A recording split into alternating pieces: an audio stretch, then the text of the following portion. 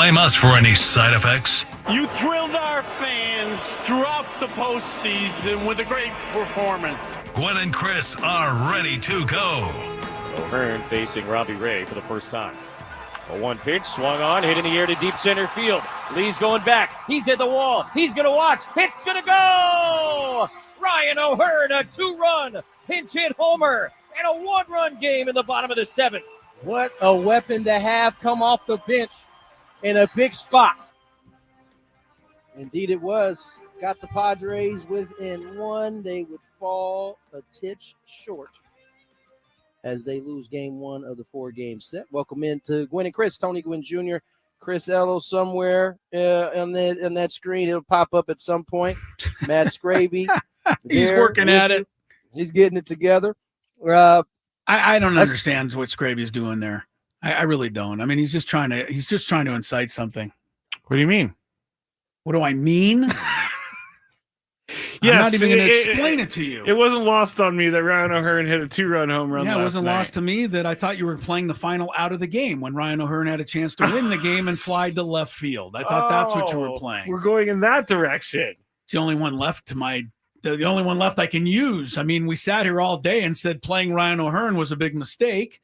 And, then he slammed it in our face. So, what do you want me to say? I mean, what can I tell you? It didn't.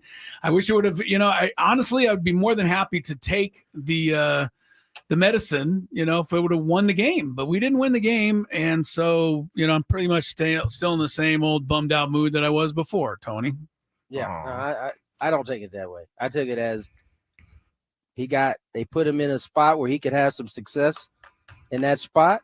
2-run shot is a weapon that Padres never really had coming off the bench prior to that. And they got within 1. They got within striking distance. I know the 1+1ers out there trying to, accumulate the pinch hit homer with another 2 extra at bats. What would have happened that way? Well, he would have hit 3 home runs, clearly. Right, he would clearly have hit 3 homers off of Robbie Ray last night, and that would have certainly put the Padres in the driver's seat for a victory. Tony, this is unbelievable, though. I mean, Kevin Acey's article today in the paper basically wrote all about why wasn't Ryan O'Hearn in the lineup and what would have happened had he been in the lineup. For some reason, everybody just assumes that had Ryan O'Hearn been in the game yesterday, we would have automatically won. I don't know if anybody saw the top of the first inning when we gave away a 4-0 lead again. I mean, we're going to get into the Xander Bogaerts situation, I'm sure at length, but there's a lot of things that happen in this game.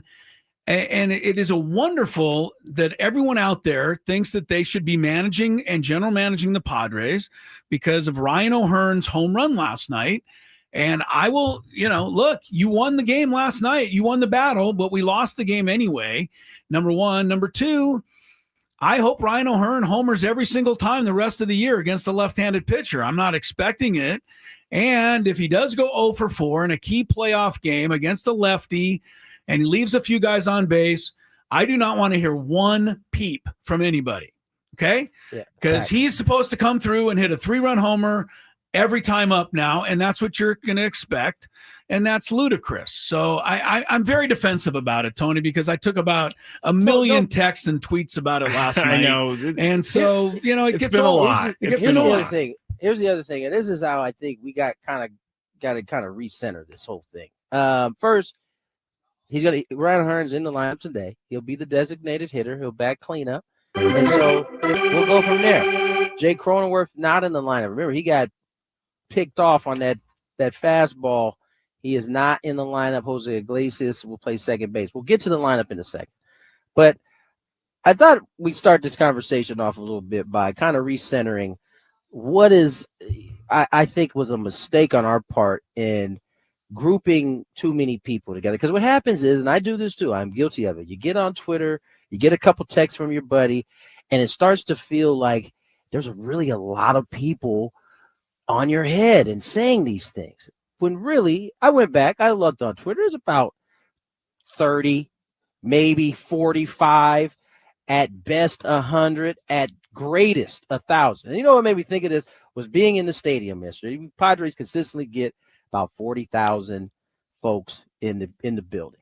And none of that energy that we sat and was fussing about yesterday was in the building. So let's give it the high number, 1,000 people. You put 1,000 in this building versus the other 39,000. It's quite a small drop in the bucket in terms of that energy that we were talking about yesterday, which kind of leads into this whole idea that, there's a bunch of people feeling that way. It's a fair question, right? But ultimately, they didn't want to put Laureano in center yesterday. They went a different route, which then kind of changes who you can then put in the other spots. Today, they're willing to put Laureano in center field with, mind you, a righty on the mound. And, that opens the spot for somebody needing to play left. The DH spot is open. There you have it. And none of the guys who play every day, a la Bogey, Manny, Arise, Jackson's already out, or Toddy needed a rest today. So they all are at the position. The DH spot's available. That's where O'Hearn will be today. And by the way, we and you said this point yesterday, nobody was saying that he can't hit lefties. They were just saying this matchup they felt was the matchup that he wasn't going to face Robbie Ray. And so he gets a spot in the 7th. It was Robbie Ray's last pitch. Basically, he got to see, and he hammered it over the fence, which is why you went out and got that weapon to begin with on days he's not going to play. He also only came to bat, I'm pretty sure, because Cronenworth had to come out of the game, right? I don't know that was now that we know now. I mean, what we know now is probably Jake couldn't hit at that point, basically. So otherwise, it would have been Jake in that spot hitting, most likely. Most likely. Okay, so let's talk about what's really the situation, Tony. The Ryan O'Hearn, whether he should be playing or not, is having nothing at all to do with the fact that the Padres are losing games. What is having everything to do with it is that no matter what team you are, the 27 Yankees or whoever, you can't be behind 4-0 before you come to bat every game. And that's what happened last night. That's what happened on Sunday. That's what happened on Saturday. You were down 5-0, 4-0, and 4-0. And what is the first thing that does? It takes away your one big weapon, which is your great bullpen, because now you have to come from behind. And, this is why they've lost these games. And, Nick Pivetta, honestly, flat out has to stop this from happening tonight for starters. Yeah, he's been the stopgap really all year. And so they'll get an opportunity here tonight to kind of change it. The offense has been good the last 2 games. They found ways to get back in games, but it certainly wasn't what we saw the previous however many games when they went to Arizona. Was it Arizona they went to? No, they went to San Francisco first, and then they went to L.A. That series against San Francisco, and even the series against Boston, when they faced some pretty good pitching, offense was able to do their thing. That has not been the case here the last 4. They've had to kind of scratch and claw, and they got back into the last 2 games, just came up a little bit short. But it'd be nice to see the offense kind of get off to a quick start here today. Give your starter a little bit of a breathing room, although starting pitchers got to go out and come into the dugout without surrendering. Yeah, I think that's the biggest thing from last night was the game was 4-0 before they even started it, basically. Yeah, and it's the same thing happened on Sunday. They went down very quickly in the top of the first Sunday. And the same thing that happened on Saturday. Right? They went down quickly Saturday. They went down quickly Sunday. Dodgers came up, walk on Saturday night. And then Sunday, you had the 3-run homer and the following solo homer. I will tell you this. I know we're not specifically talking about Ryan O'Hearn, but I did see a lot of mean things being said about people on this show, and the numbers told us everybody wants to be analytical until they don't. And so the numbers say he's not as good against lefties. This year he is good against lefties. But how do you determine whether or not this year is a different year from his career? When is he going to regress to the mean? You don't determine, because none of us, none of these people writing have the pen in their hand. So they could go back and forth all they want. At the end of the day, the lineup's going to be what the lineup is. We're reacting to the lineup. And so yesterday he got put into the spot that he did, and he took advantage of it. those things are going to lead to him being be given a chance to hit against or to have more ABs against lefties. That's going to happen here. He's been I think he got a couple. I'm pretty sure he got a couple starts early against the lefties, and it didn't go well. And so I don't think he's. I honestly don't think he had, Tony. I think because Kevin Acee wrote his entire article about this today. It was as if the rest of the game didn't exist. The only thing that existed yesterday was Ryan O'Hearn did not get in the starting lineup and then hit a home run. When he was in Baltimore, he only started 11 of the 31 games this year that they faced left-handed pitching. And here he had started 0 until, well, he still started 0. Right. So that was what the whole thing was. And everybody's trying to make the point that the Padres don't know what they're doing. And it's annoying. My point was he got what I was talking about against lefties. Okay. He got to start early when he first came in. He got up to a bit of a slow start. He's picked it up here as late. That all plays into how it's going to play out in the lineup, right? Mike Shildt didn't see the ABs again when he was in Baltimore, I'm sure. So to kind of be able to assess that, what he has seen to this point, I think has led to where we're at. And now O'Hearn keeps coming through with these big knocks. It's going to change that as we move forward. I think that's just how these things naturally go most of the time. I think I'm a little tired of the personal attacks, honestly, because it's just absolutely stupid and ridiculous. You people are driving me a little nuts at the moment, and that's fine. If you honestly are going to hang your hat on this, that you now know everything about baseball and we don't, because Ryan O'Hearn hit a home run off a left-handed pitcher, then get your own podcast and we'll try to listen to you. But I'm just, this whole thing is just bugging me. We did not leave. We did not put him in the lineup yesterday. We commented on why he might not have been in the lineup. That's true. It. That's the end of it. End of story. I will say this to people why he probably wasn't in the lineup. We brought up a lot of statistics to support the fact that he wasn't in the lineup. He hit a home run. I get the only thing I was perturbed about was putting him in center field. The only thing I really was like, Ramon Laureano's in center tonight, so don't worry, he's not playing center. Everybody, chill. Listen, why are we giving us this much smoke? Like, who cares? The 4-game losing streak brought the worst out of all of us. Who cares? People are gonna have their opinion about it, so they got the opinion. He hit a homer yesterday, so they feel like they got a soapbox to stand on. So be it. Let's move on. Let's get to break. Work with Chris on the other side. That was quick.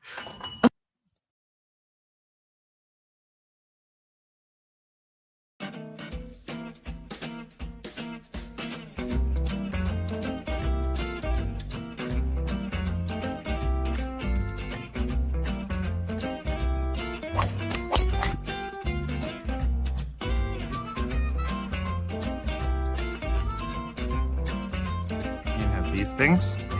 It even tells you, hey, there's a canyon over here. Don't hit it here. Skraby from about 45 feet. His caddy tells him to play it a little to the right. He's been playing well so far today. 4th hole. Nice smooth delivery. Hit it too hard.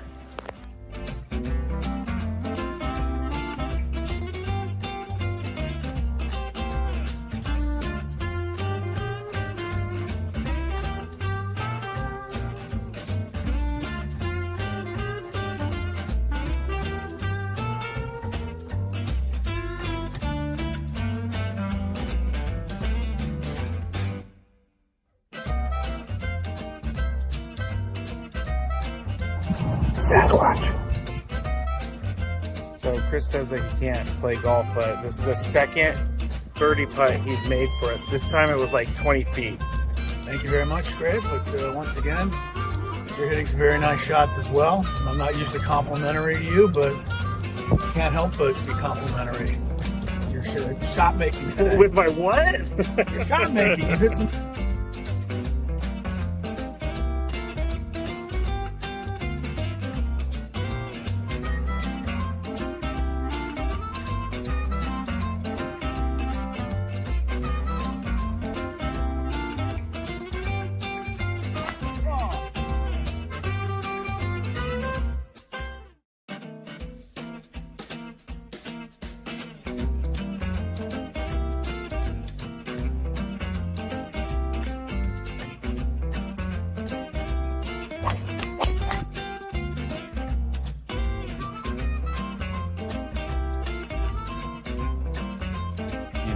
things. It even tells you, hey, there's a canyon over here. Don't hit it here. Skraby from about 45 feet. His caddy tells him to play it a little to the right. He's been playing well so far today. Fourth hole. Nice smooth delivery. Hit it too hard.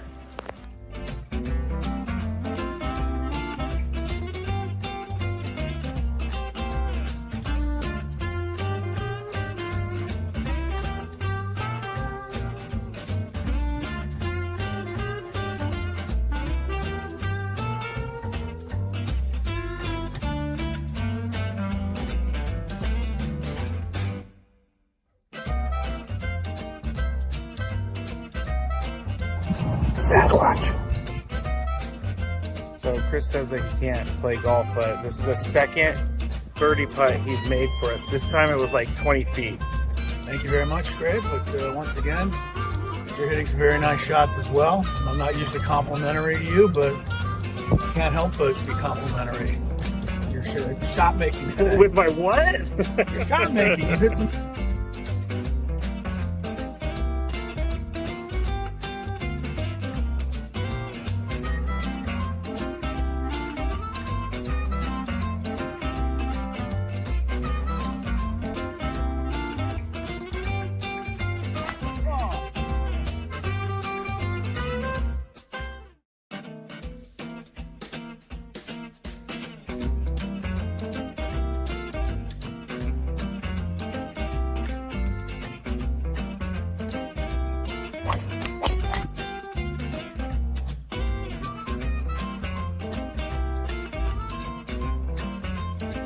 These things.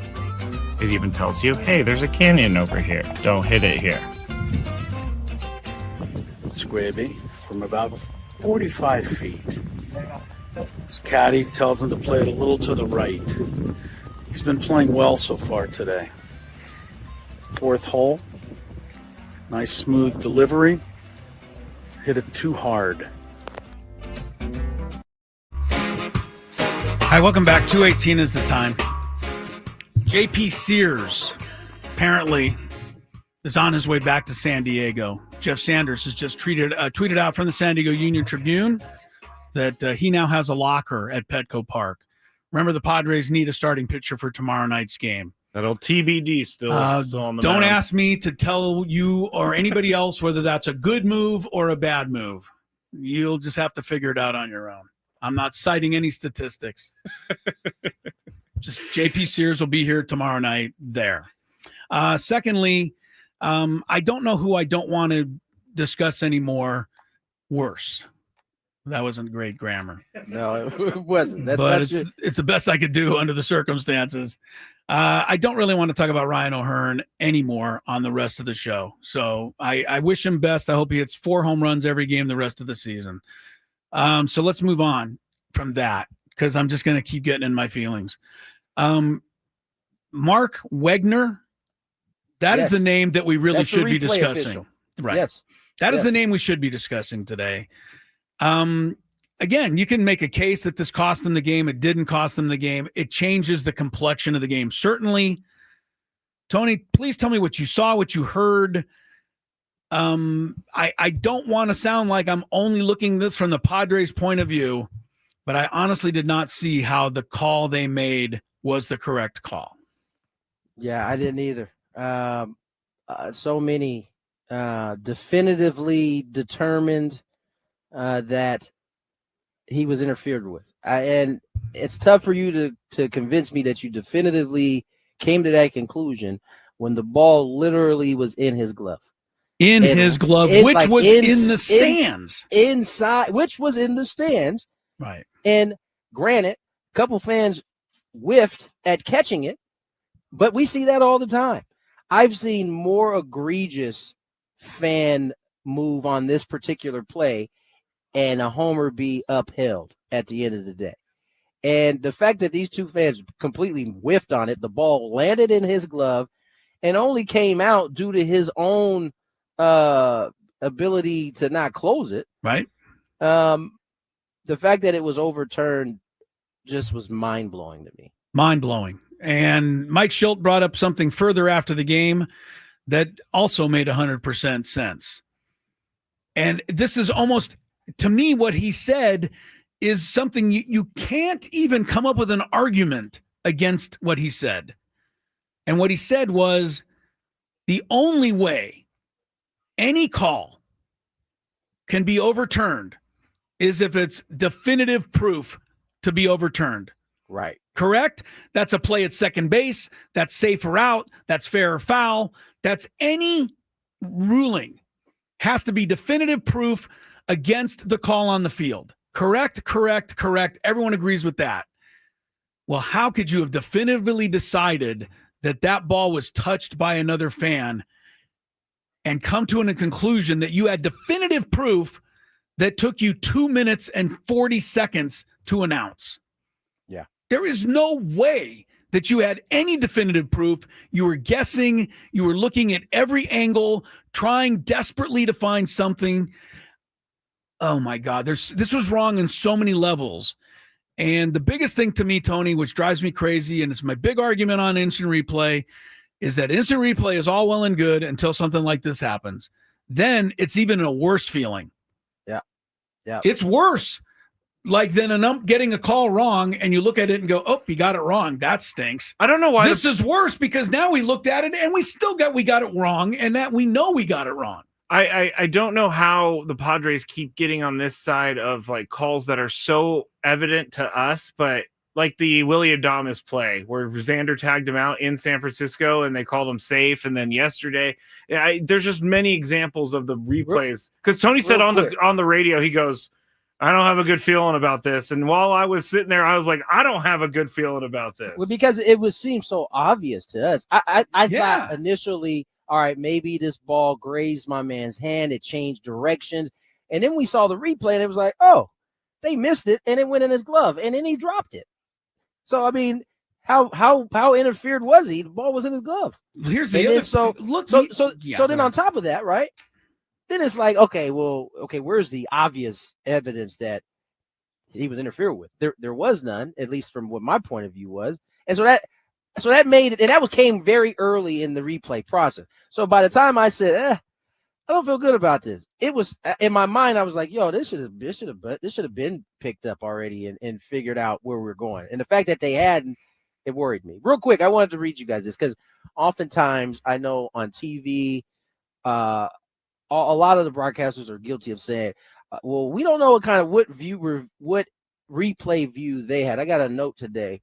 I said the ROC room, which I believe is the official replay room out in New York, uses only cameras from home and away feeds. They do not have access to other cameras that we don't have. So everything that we saw, they saw. Now, what they do have is the ability to take two different videos and sync them up in real time to kind of give a different point of view at the same time.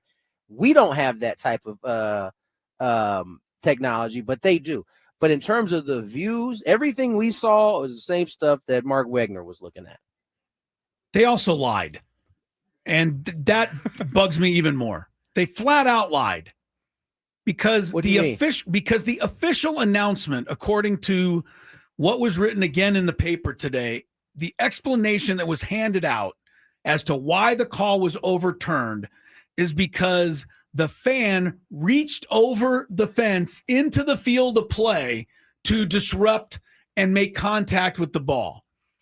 That is a lie because, as we know, Ramos's glove made contact with the ball in the stands.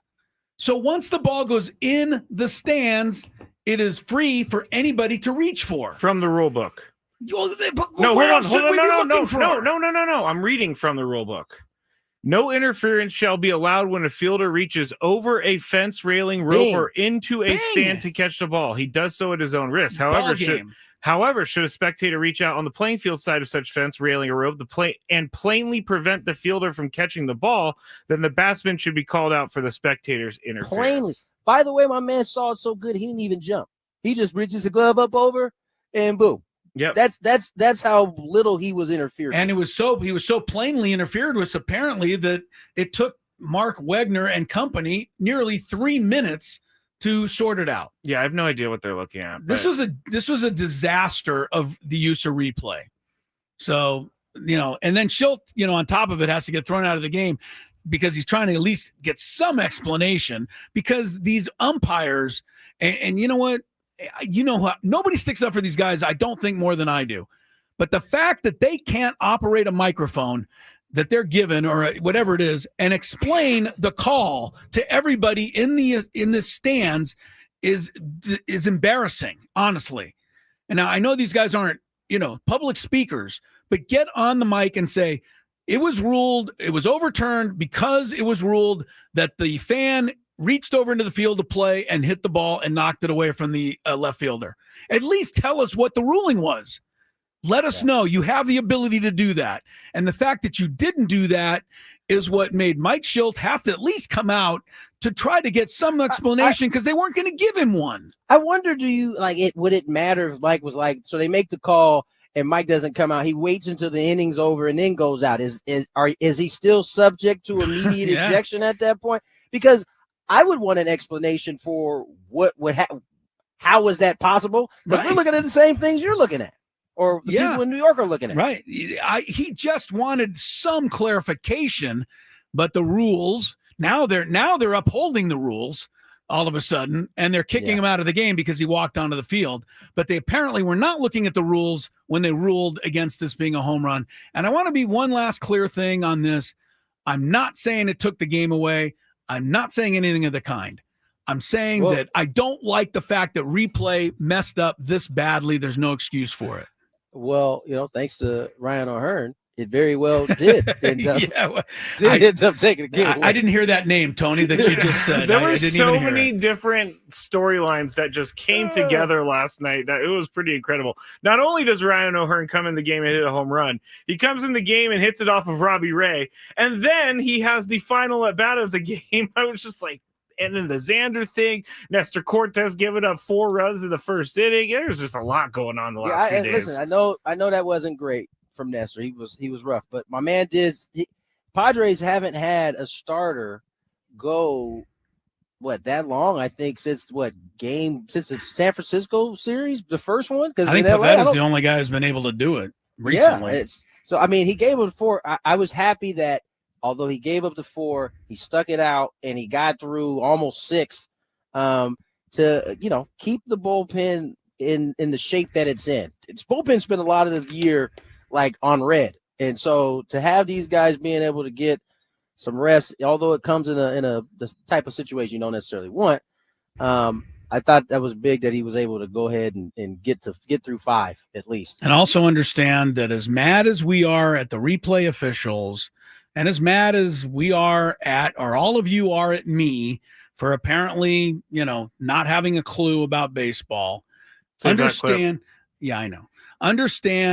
that the Dodger fans are twice that mad at Teoscar Hernandez for not coming up with that ball last night, point, Chris. which led to the Rockies beating the Dodgers. They have put him on notice. I mean, apparently he's never hit a game-winning home run. Oh, he only did it twice over the weekend. But they forget pretty quick too.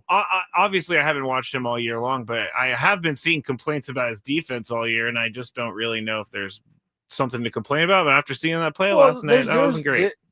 Well, I don't know if that play was the play that did it. I mean, Colorado is a big ass outfield, and he isn't the fastest dude in the world. But they took him out of the game twice in the Padres series for defensive replacement. So I can understand why fans feel the way that they do, because he certainly did it against the Padres, and he did it against the Padres. And I remember Jesse looking at me like, man, his spot could come up again. And then Mookie Betts ended up hitting that homer, and so it didn't end up mattering, right? But that's the kind. I think it might have been the night before, actually. Either way, he has taken him out for defensive replacement for whatever reason. He didn't do it last night. Well, the game was tied, and he probably wanted to keep him in because he thought he might need the bat. Going to come up. Yeah. Right. So here's an update on Jackson Merrill before we head to break from Jeff Sanders on Twitter. Merrill still has a limp. he said his X-ray was chill, quote unquote. He is not thinking about the IL and would be attempting to play if the team hadn't stepped in. He trusts the team, he said. So sounds like he's going to be okay. I'm just going to brace y'all. I wouldn't be surprised if that's where he ends up going. The IL? Yeah. The mere fact that it got worse, like, ankles typically either get better, stay the same. If it gets worse, you gotta attend to that. And he's still walking with a limp. That doesn't sound good. And how long can you go without that spot being used? Right now, do you want to bring him? If he can't play the field, should you just rest him until he can play the field, or you need his bat? I don't know. I think I wouldn't be surprised. The point of this is I wouldn't be surprised if that's where he ends up going. I wouldn't be surprised either, but I'm way too trusting of people. Like if Jackson says, I don't want to go on the IL, doesn't mean that he's not going to go on the IL. Have you not learned anything? I know. I'm a sucker. We just don't get this part right. We want to play. And 1,000% Jackson wants to play. Yeah. And so he's going to say, as he said, his X-ray was chill. That's not even a real diagnosis. I was going to say, what does chill mean? Does that mean that there's no serious damage? Or it means don't blame me when they put me on the injured list. That's what that means. Maybe. All right, more Gwynn and Chris. We have realignment talk on the other side. Well, I don't want to talk about it because I don't know anything. Okay. Tony hopefully will have it figured out when we come back on 97.3 The Fan. Ben and Woods.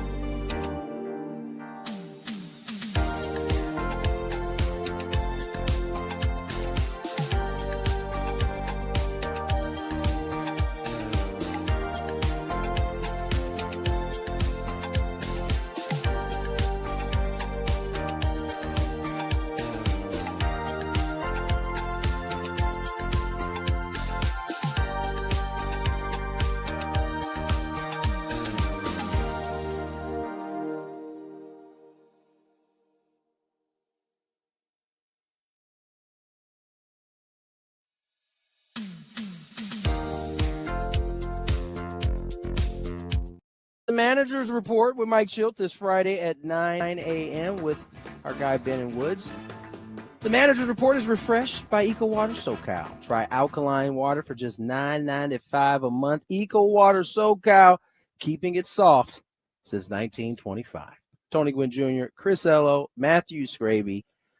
During the break, it was I know Chris has a pretty strong stance on this particular topic, but Sam Levitt is not paying much attention to your feelings on this because he has Ryan O'Hearn videos coming our way here. So, we may have to speak his name one more again shortly.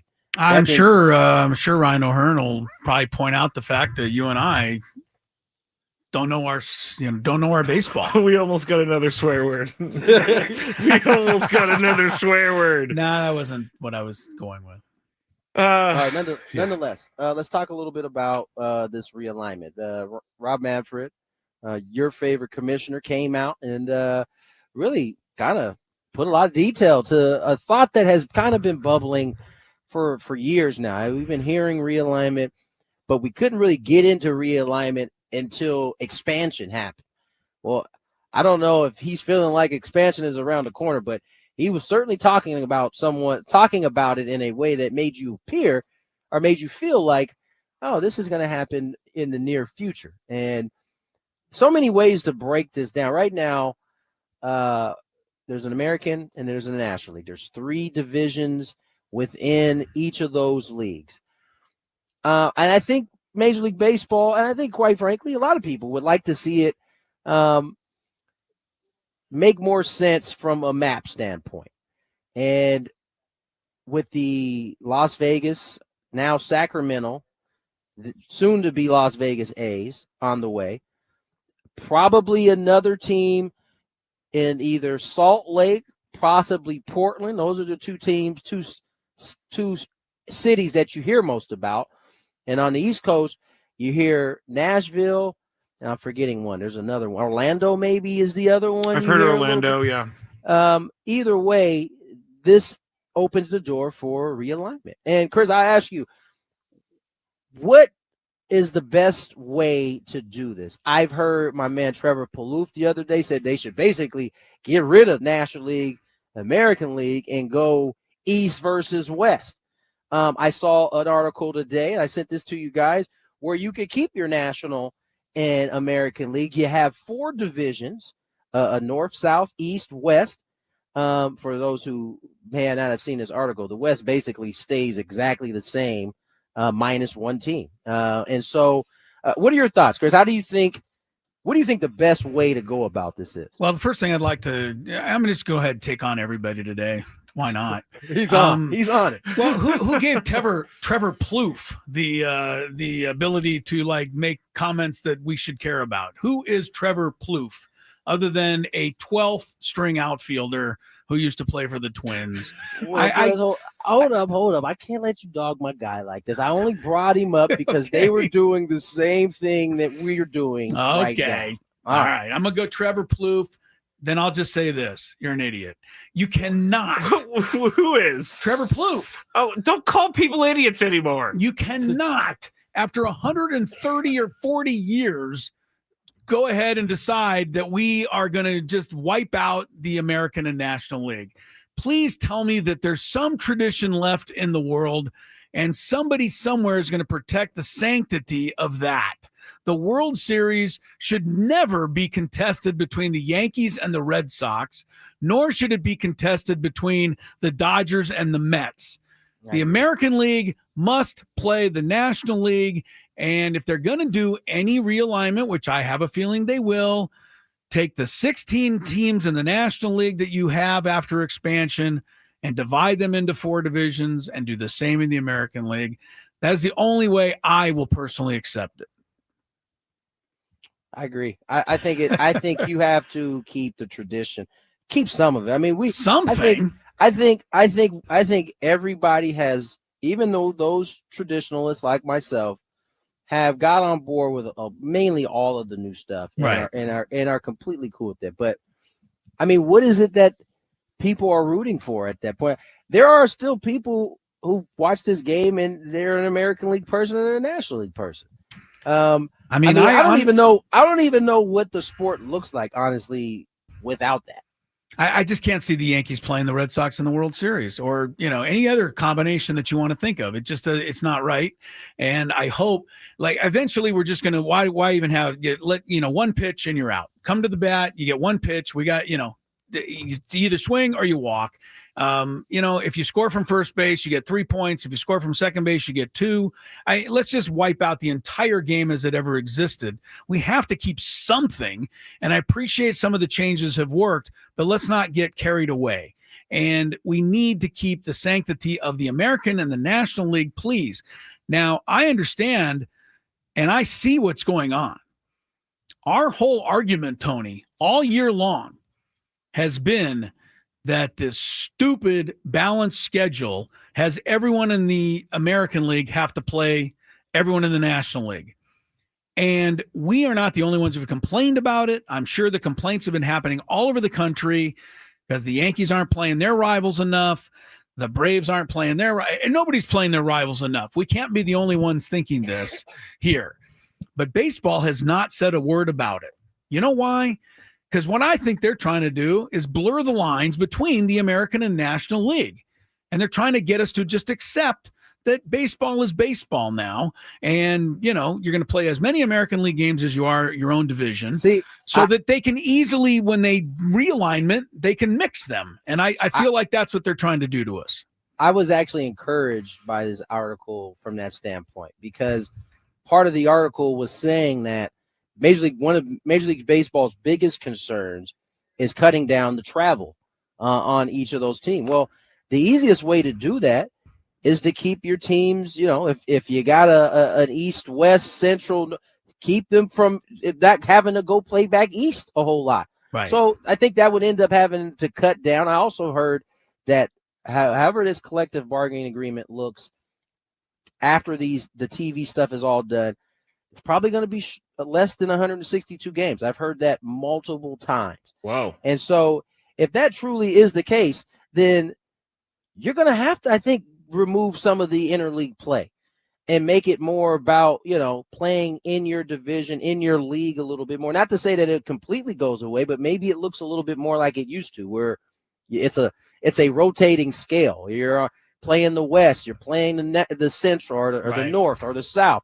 I was encouraged because if that is truly the case, now listen, the NFL has certainly said they're all about players' health, but they keep adding games. So they keep flying guys all over the world to play them.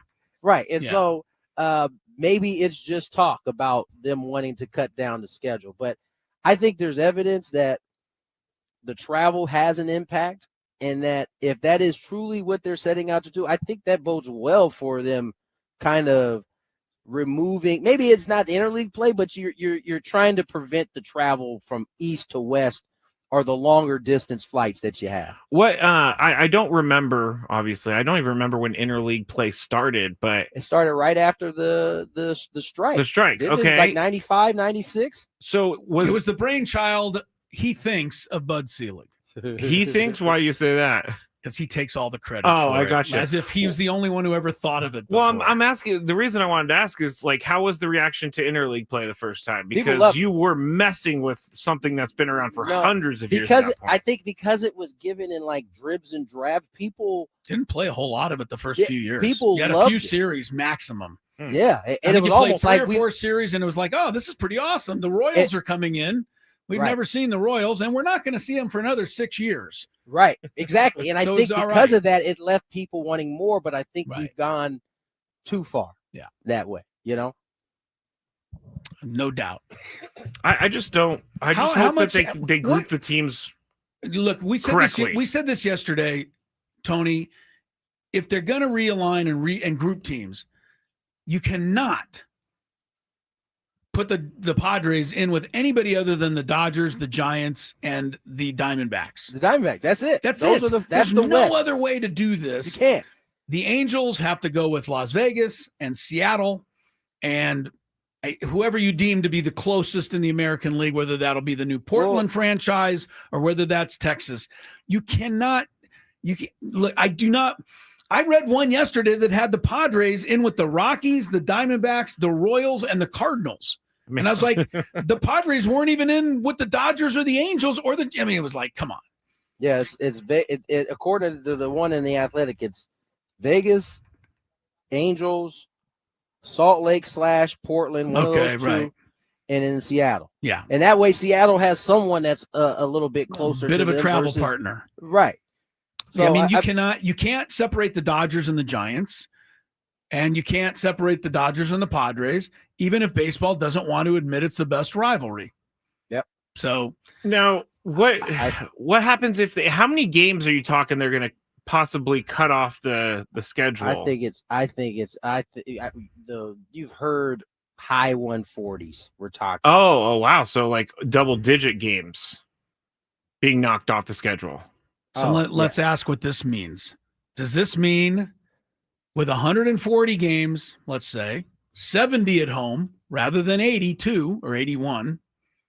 81. It's 11 fewer. Does every team now have to charge 11 fewer games, higher ticket prices for the 70 that do happen? The idea is that you're ending up having to cut the schedule down because of the TV deal that is to come, right? I think that's the problem for the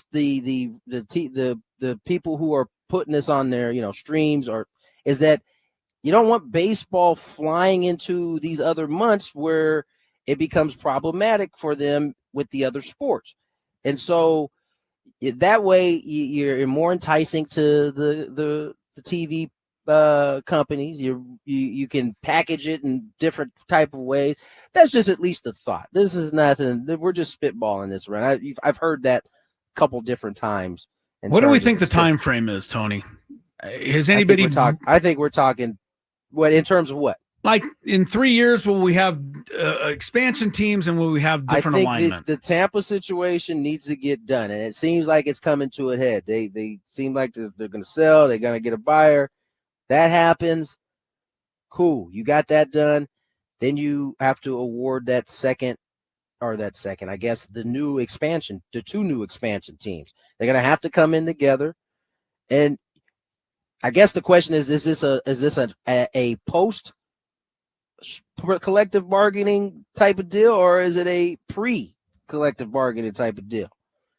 I would say it's probably post, because that collective bargaining is going to be up at the end of next year. I don't see two expansions being announced. They're going to have enough things to disagree about on that. So baseball's entering a very complicated period, and I think that also probably complicates the collective bargaining talks, as that's got to be a part of it. If the players know you guys are about to bring two more teams into the fold here, right? They're all for that, I'm sure, from the standpoint of more jobs for players and that nature and stuff like that. But how does that look from a TV standpoint? Are there enough good players for two more teams? I mean, is it going to water down how many? Because we've already talked about pitching is always a problem. I think there's an abundance of talent out there. Do teams want to spend to draft and develop? That's the part that teams don't really want to put the money into, it seems like. So they don't want to do the hard work. It's probably just as hard to get people who can recognize those things and also develop those things. Those jobs are true. That's probably the most important job in an organization is who are your guys developing the players that you think are talented.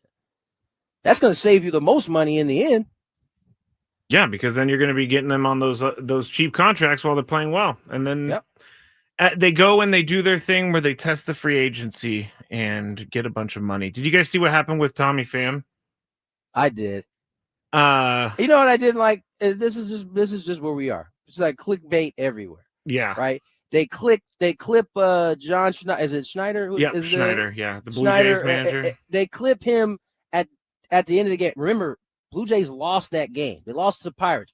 So you probably know he's a little irritated. They clip him talking about, I don't really care what Tommy Pham has to say. And they're trying to make it like a thing. If you go on to listen to his clip, all he says is, we got bigger things to worry about, basically, than Tommy Pham being upset about what he was upset about. I don't really care what he's upset about. We got to play better baseball. But it's just like they're trying to make it a thing. Like, oh, John Schneider and Tommy Pham are about to have fisticuffs. Like, no, stop. I do think there has been a line crossed, not a line, but there's been blurring of lines with how baseball and how sports is covered, because Yeah, for sure. Because I understand that those topics of conversation are fun for me, but they're not based in reality. No. John Schneider wasn't even really commenting about Tommy Pham and what he was saying. Just saying, I got other things to worry about. Tommy All I Pham know was is that upset that they were upset that a ball was called. The catcher complained about a ball strike call, and Tommy Pham was upset because it That's disrespected just him. Tommy being Tommy. We could move on. We are. This ain't nothing. Doesn't new. anybody know what Tommy does? I mean, he flipped the bat. The catcher said something. Tommy turned No, they around. actually. Oh yeah, you're and right. then came face to face with the catcher, who said something. You know, Don't the speak funniest to part of Tommy that video Pham. was. You know, the funny part of that video was Ty France Oh yeah. coming in, and I don't think Tommy knew who it was at first, and his initial reaction was a little bit more aggressive. Then he realized it was Ty, and he was like, "Oh, he calmed down at that point." Yes. I was just in my mind, I was like, "Man, I wonder what Ty was thinking when Tommy faced him, and his eyes were like searing through his soul." Oh at my that point. gosh, Ty France knows what it's like to be stared down by Tommy Pham. That's scary. That's scary. Oh, that was good. All right, let's get to break. Yep. I don't know what that feels like, and I don't ever want to know what that feels like. Tommy 3 Pham o'clock staring hour. me down. What was I saw a little thing come up about Rory McIlroy, your boy. What happened? I don't know. I didn't see it. More Gwynn Chris on the other side. 3 o'clock hour on the way.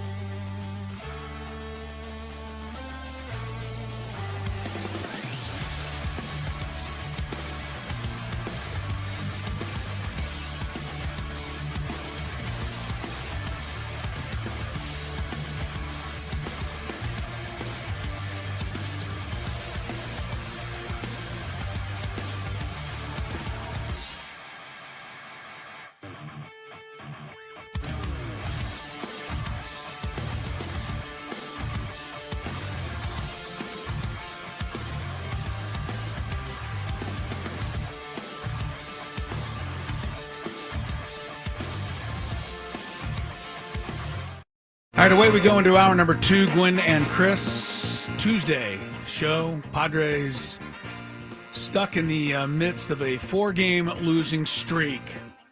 Not the best timing for it. Could be worse timing, though. Very You could true. lose 4 in a row in the playoffs, and then you go home. That is not the case at the moment. You have another one tonight. The Dodgers did lose last night. That softened the pain somewhat. So it is still a 2-game deficit in the NL West. Nick Pivetta has been the most reliable starter for the Padres all year. He needs to be that tonight. Certainly against the Giants. They're going up against the young Korean right-hander Tang, I believe. Yes. And they battered him last week in San Francisco. But baseball is strange. He may go out there tonight and, we don't know what we'll get. Jake Cronenworth is not in the lineup. We do know that. He got hit with a pitch last night, and he's not in there. Jackson Merrill's still not in there. He's hoping to stay off the injured list. So, things have gone from as good as they possibly could be 4 days ago to really quick. Really quick. Yeah, a week ago. And we should have known, right? Everything was going so well last week. The Dodgers lost every game. The Phillies lost every game. The Cubs lost every game. Every ball bounced off a base and went into fair territory. Every umpire call that was wrong was in our favor. And it was all happening game after game and day after day until the Padres were in first place. And then Friday happened. And ever since then, nothing has gone right. It's just so weird. I want to go back to how I felt when I left Islands on Friday because I felt on top of the world. Yeah. I felt like the Padres were never going to lose again. I know. It all, you know what? That weekend humbled me a little bit, Chris, because I was going a little bit too far. It's a reminder of what can happen. I will say this. There might be a fan or two right now in Milwaukee that's probably concerned about the Brewers because they lost a game today to the Cubs 6-4, first of a doubleheader at Wrigley Field. That is the Brewers' 6th loss in the last 36 games. But I will also say this. I don't believe the Brewers are just going to keep sailing along. I think they're going to hit a rough patch here. I don't know how rough it's going to be.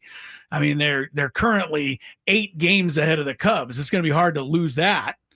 I think the Brewers, I don't think, are immune to going through what every other team in baseball has gone through this year, which is a really rough patch. And it was even rougher for the Padres because they were out of it so early in the games, the last 3 games. They were out of it by the first inning. So that's why it feels, I think, a lot worse than it actually is because 4-game losing streaks happen all the time. But it just feels like it's a lot right now. In that Cub game today, the young kid prospect for the Cubs, Owen Casey, hit his first career home run and drove in 3. Had 2 hits, 3 RBIs. Matthew Boyd got the win. Cubs 6, Brewers 4. We will have the rest of it in the Daily Gambit in a moment. But want to remind everybody before we get to that. Last Friday was a huge success at Islands Restaurant. Thanks for coming out. This Friday, we're out and about again. Skraby and I will be broadcasting at Far Corner. It's the ultimate game day hangout. It's located right across from Petco Park on 10th and J. The party starts at 2 p.m. We'll broadcast live before the big game against L.A. So come on down, say hello, talk some baseball, enjoy some insane, I like this, scratch-made pizza. Oh, I'm looking forward to this. Yeah, that sounds good. Next-level cocktails, unbeatable game day specials, including $4 beer, $6 Wells, and $6 house wines. This Friday, 2 to 6, Far Corner, 10th and J. We'll be there. I'm ready. Ryan O'Hearn will not be there, but he will be on this program in about 10 minutes. You will hear what he had to say out at Petco Park the day after he should have been in the starting lineup. Okay. We can move past it now. Well, we've addressed it. We're going to give him the final word. Okay. We're going to give Ryan O'Hearn the final word on his own situation. He is in the lineup tonight. Let's get to the Daily Gambit before we hear from the next Babe Ruth. Do you like money? I think about money a lot. Do you like money without doing anything? Winning. Do you want to make money while watching sports? I think Washington is immortal luck. Washington! Woohoo! If you answered yes, this is your segment. Just don't blame us when you lose. Nothing is ever your fault. It's your game. Take it. Gwynn and Chris go through the top bets of the day in The Daily Gambit on 97.3 The Fan. Daily Gambit is our daily sports betting segment here on the show. Please, everybody, gamble responsibly. We are going to start with what we did yesterday, and the first bet was the Padres minus 1.5 on the run line over the Giants. Both of us chose the Padres. Both of us were wrong. Giants won 4-3. Dodgers Rockies over under 11.5 runs. Both of us went over. This game was a low-scoring affair. 4-3 Rockies win that one, but the total score was 7, so it was under. First time this year the Rockies have beaten the Dodgers. Oh, hopefully okay. They will continue. Good for them. Yeah. The Brewers and the Cubs, we were betting on the second game of a doubleheader yesterday, but that game was rained out. Push, as it were. Oh, it was a push. You Okay. get your money back. You get your money back. There was no game. So Skeens over under 5.5 Ks last night against those Blue Jays. Chris and I went over. He had 8, so we were right there. Who pitched more innings? Yamamoto at the Rockies or Robbie Ray at Petco? This is pretty good. Yamamoto went 7 at Coors Field. Robbie Ray went 6 2/3 mainly because of one Ryan O'Hearn. I love how it keeps coming back to Let Ryan me guess, O'Hearn. Ryan O'Hearn? He keeps coming back to Let him. me take a stab at it. I said Robbie Ray. You said Yamamoto. You were correct there. All right. Otani over under 3.5 runs plus hits plus RBIs. He had 2 hits and an RBI, so he was under. You said under. I said over. And then I did not look up the Swiatek against... Swiatek won by 4 games. By 4 games. Okay, So the she was minus 5.5. The winner was Paolini in that bet. All right, so you win that one too. I was 4-2. You were 1-5. Great. I could have told you that ahead of time. Great. On to today. Padres, Giants, 8 runs. Over under tonight. We're not going to bet on the winner. We're going to bet on the runs. It's 8 Pavetta runs. versus Tang. Tang gave up like 8 in the first inning. He did. The He other gave day. up a lot of runs. And his ERA on the season is 9.9. I got to think that the Padres punish him again, go over. Punish him again. I don't know, man. I mean, the Padres are in the midst of just a battle right now. That is I true. don't like it. I feel like they're going to win, but they're going to have to pull it out of the fire. Literally, though, Chris. I think we're back to the squeaker games for a little while. I hate to say. 6 days ago. Yes, I know. We were scoring 12 runs every night. Yes, I know. Dodgers tough. are 1.5 over the Rockies.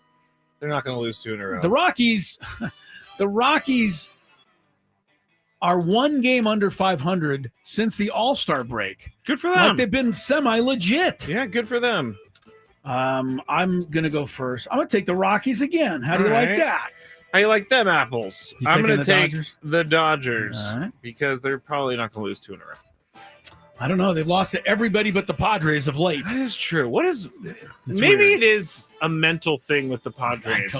I hope not. Because if it is, then we can all go home right now. Big matchup pitching tonight. 2 of the best in the American League. Tariq Skubal for Detroit. Hunter Brown for the Astros.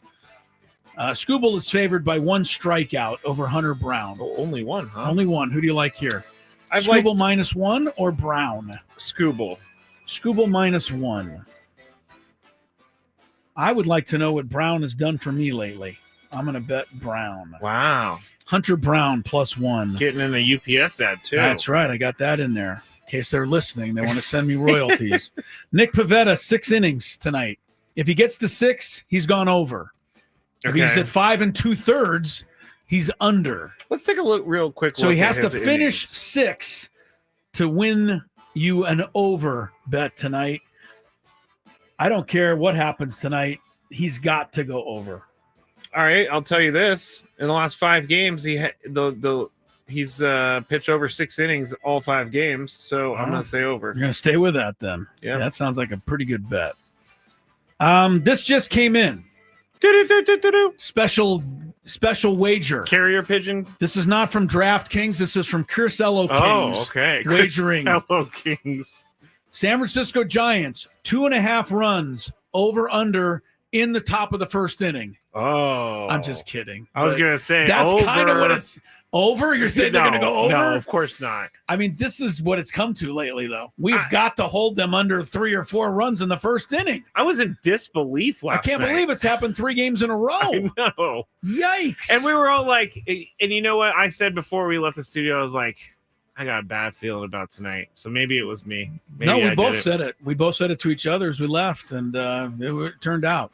It did. All right, so no bet on that, but yes, let's please hold them under 2.5 runs in the first inning. 2 more in baseball. Ohtani 3.5 total bases tonight. Okay, so that last night he went under in the runs, hits, and RBIs. Tonight it's total bases, which means 1 home run would put him over. It's 3.5 at Colorado. Over. I'm going over also. He's jacking one out of there tonight against the Rocks. Well, I got to put him in. He's everywhere else. Ryan O'Hearn, 1.5 over under runs, hits, or RBIs total. Runs plus hits plus RBIs. Right. Wait, you said 1.5? 1.5. Well, he's going to go 4 for 4 with 4 home runs. Yeah, so. I think it's over. He may have 11 RBIs. Kidding, so everybody. Win it easy. 1.5. You know what? He is swinging a good bat right now. He's hitting a flat 200 for the Padres with 2 home runs and 7 RBIs. I'm going to go over. I'm just going to think that he rides this wave. The wave of what? The home run he hit yesterday? The home run, he hit on Sunday when he started at first. Yes, he got a double Sunday. New York Liberty 3 over the Minnesota Lynx. Where are you going? Under? No, I said over. Oh, He's going to go for it. I agreed with your 4 for 4, gotcha. 11 RBI assessment. Okay. Lynx? No, Liberty's favored over the Lynx. This is a rematch of last year's WNBA Finals. This year, the Lynx are way out on top, though. They're 28-5. Wow, that is really good. The Liberty is in 3rd place, 21-13. It is in New York, and so somehow the Liberty are favored by 3.5 or 3. Your pick. The Liberty or you can get the best team in the league plus 3. Although they could be sitting players, I don't know. They've already clinched a playoff spot. I see an X next to their name. I'm going to go worries Liberty. Me. Yeah, there's something about this line that doesn't sound right. Doesn't make sense. Right. The Lynx should not be underdog. Whoa. What the heck? Sorry. Easy does it. I don't know why that happened. I'll take the Liberty as well. And finally, Sabrina Ionescu, 17.5 points in that game. I'm going to say over because Brianna Stewart has been out for a long time, and Ionescu's been doing all the scoring. I will say under. You're going to go under for Sabrina. I will go under. She might be covered by some kid from. I know. They bring in from one of the local high schools, junior high schools, and that could give her trouble. If you never saw that video of her, sorry, but pushing a high school kid because he was guarding her too closely. You know why we're talking about it. All right, there's our daily gambit. More Gwynn and Chris ahead. I believe we got a little preview of traffic there, so let's hear it for real now.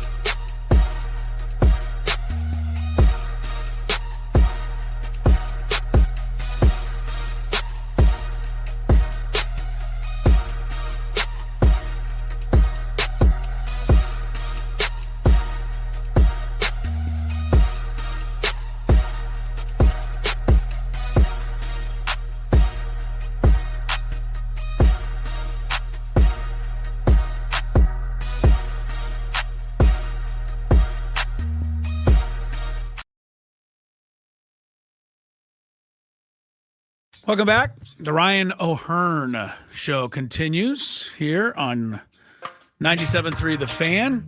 It's his world. We're just living in it. Honestly, the more we find out about this guy, the more incredible things that happen. Yes, I know. Wait till you hear something else we found out. We're going to tell you at the bottom of the hour on Ryan O'Hearn. He really is. He's kind of connected to us no matter what we want, no matter how we want to look at it. He's just connected to us. It's been the big deal, the big conversation. It's got everybody mad at me. It's got me mad at everybody else. I don't really know why. I feel like everybody thinks, we're anti-Ryan O'Hearn. He wasn't in the lineup yesterday. Everybody's been upset about it. And all we did, and I'm going to say we because Tony was lockstep with me, all we did was try to defend the decision not to put him in the lineup by explaining that statistically Ryan O'Hearn is not and has not been as dangerous against left-handed pitching as he is against righties. That's simple. That's it. And that's turned into a whole mess because he came up against the lefty last night and he hit a home run, which apparently disproves everything we said. It was just right. It was so I don't even know the word for it. I don't either. But the fact to say that it disproves everything we said is just ludicrous. The fact of the matter remains that the man has hit 75 home runs in his career against righties. He's now hit 7 against lefties. He's better against righties. I don't think that last night's home run changes that. Nevertheless, it's been a big point of contention. And should have Schilt had him in the game, apparently the Padres would have won. It was the big story in the paper today. It was asked by AJ Cassavell to Schilt before the game yesterday. There was a tad of bit being contentious. It's just been back and forth. Been weird. It is. And then O'Hearn only really got in the game last night because Jay Cronenworth got hit with a pitch and really had to leave the game. And O'Hearn came in and hit the home run. So he's in the lineup tonight. But, of course, everybody had to go find out what's on Ryan O'Hearn's mind today. Mm-hmm. So we now give it to you, starting with his take on this whole lefty versus lefty thing. Yeah, I mean, I'm going to go out there and compete no matter who's on the mound. I have all the confidence in the world in myself. I've had success against lefties before. I've sucked against lefties before. It's just part of the game. And I think, I'm always striving to get better in all areas of my game. And, doing that against lefties is definitely at the top of my list. You had a big home run in Arizona, big home run last night. Has it been nice to show up and have some pretty immediate big swings for a new team? Yeah, I mean, in my mind, I haven't done all that well since I've been over here. I've gotten on base, quite a bit, some walks in there and a couple of big swings, but I think I can do more. I think I can help out more, and I'm just going to continue to get more comfortable and continue to work on my craft and hopefully show up in those big moments. There you go. Sammy Levitt on the questions. I don't know who was yelling in the background. There was a little yelling going on for sure. All right. So Sammy had that with Ryan O'Hearn, and he's accurate. He hasn't done as much as maybe we think. He's hit 200. He's 7 for 35. He's got a couple of those home runs. One was a game-tying home run. It was big. Yeah, last night's was big, but not enough to win the game. So it's less than the other one. I think why people are so they're so into Ryan O'Hearn is because they want that power, and the team is not hitting with power, and he's a guy who can hit the home run. Yes, and so it's like when you look at the lineup, you're like, none of these guys except for Manny are going to hit a home run because Fernando's not even a part of that anymore. Xander Bogaerts can't even hit a home run because he gets it called back. But I think that's what they want. They want the pop in the lineup. But I'm a fan, and then I also listen to a lot of different people, and I understand it's not as easy as just put O'Hearn in the lineup, go get him, kid. Like, it's not that easy. I don't know what terms to put it in because I'm at the risk of, going through the same argument today as I went through yesterday and then having him hit another home run tonight. against the lefty The numbers reliever. say he's not as good against lefties. He had one. This year he is. But he's not. Power-wise, you just said you wanted him in for the home run. Yeah. He hit 1 home run this year against the lefty. Now it's 2. But if you look at what I'm saying is he's not a home run threat against lefties. The statistics don't back that up. But he hit one last night, and it's great. I hope he does it all the time. And if he does, then we will no longer say that he's not as good against lefties. But for the time being, pretty clear. He's got, how many home runs he got this year, Skrabe? 15? Well, 13 on the 13 to 2. Yeah. So what's better? Come in. Here's some more and then we can move on. Yeah, okay. He's hitting against right or lefties this year. He's hitting 279 with an 880 OPS. Mm-hmm. When you look at someone like Luis Ariz,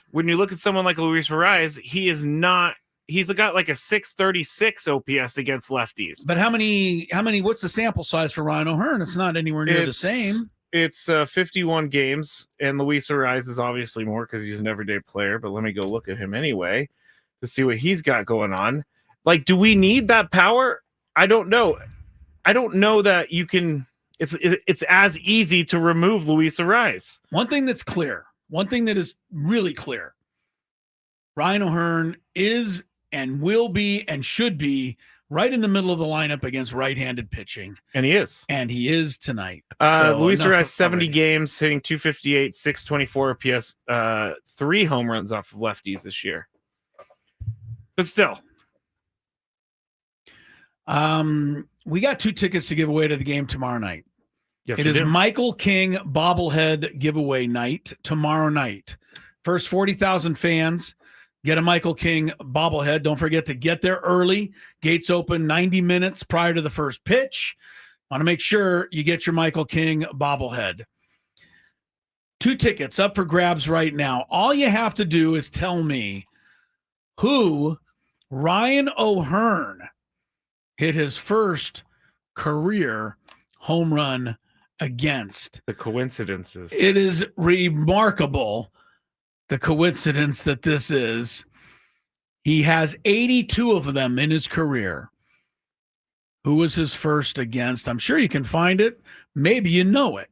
First person with the correct answer, 833-288-0973.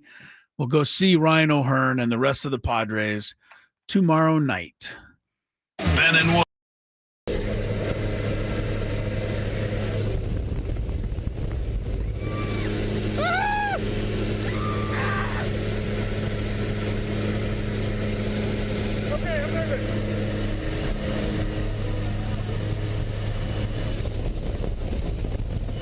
Stay low. Hands on the heart.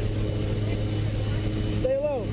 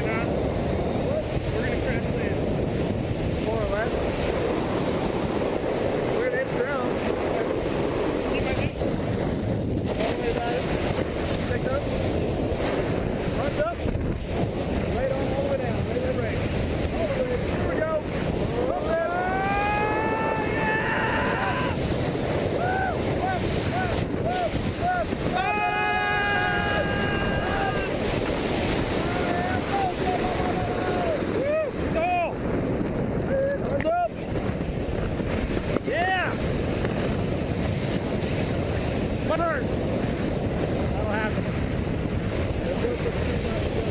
I'm really sure. There, go.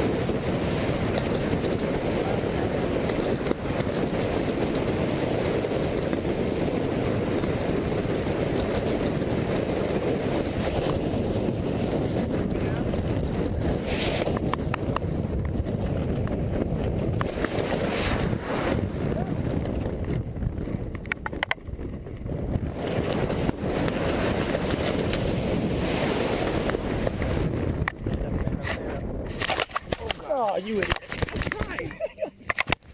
Typical tandem student right there. I tried.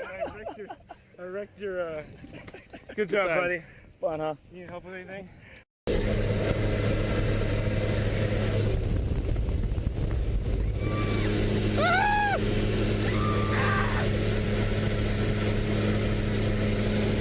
Okay, I'm nervous.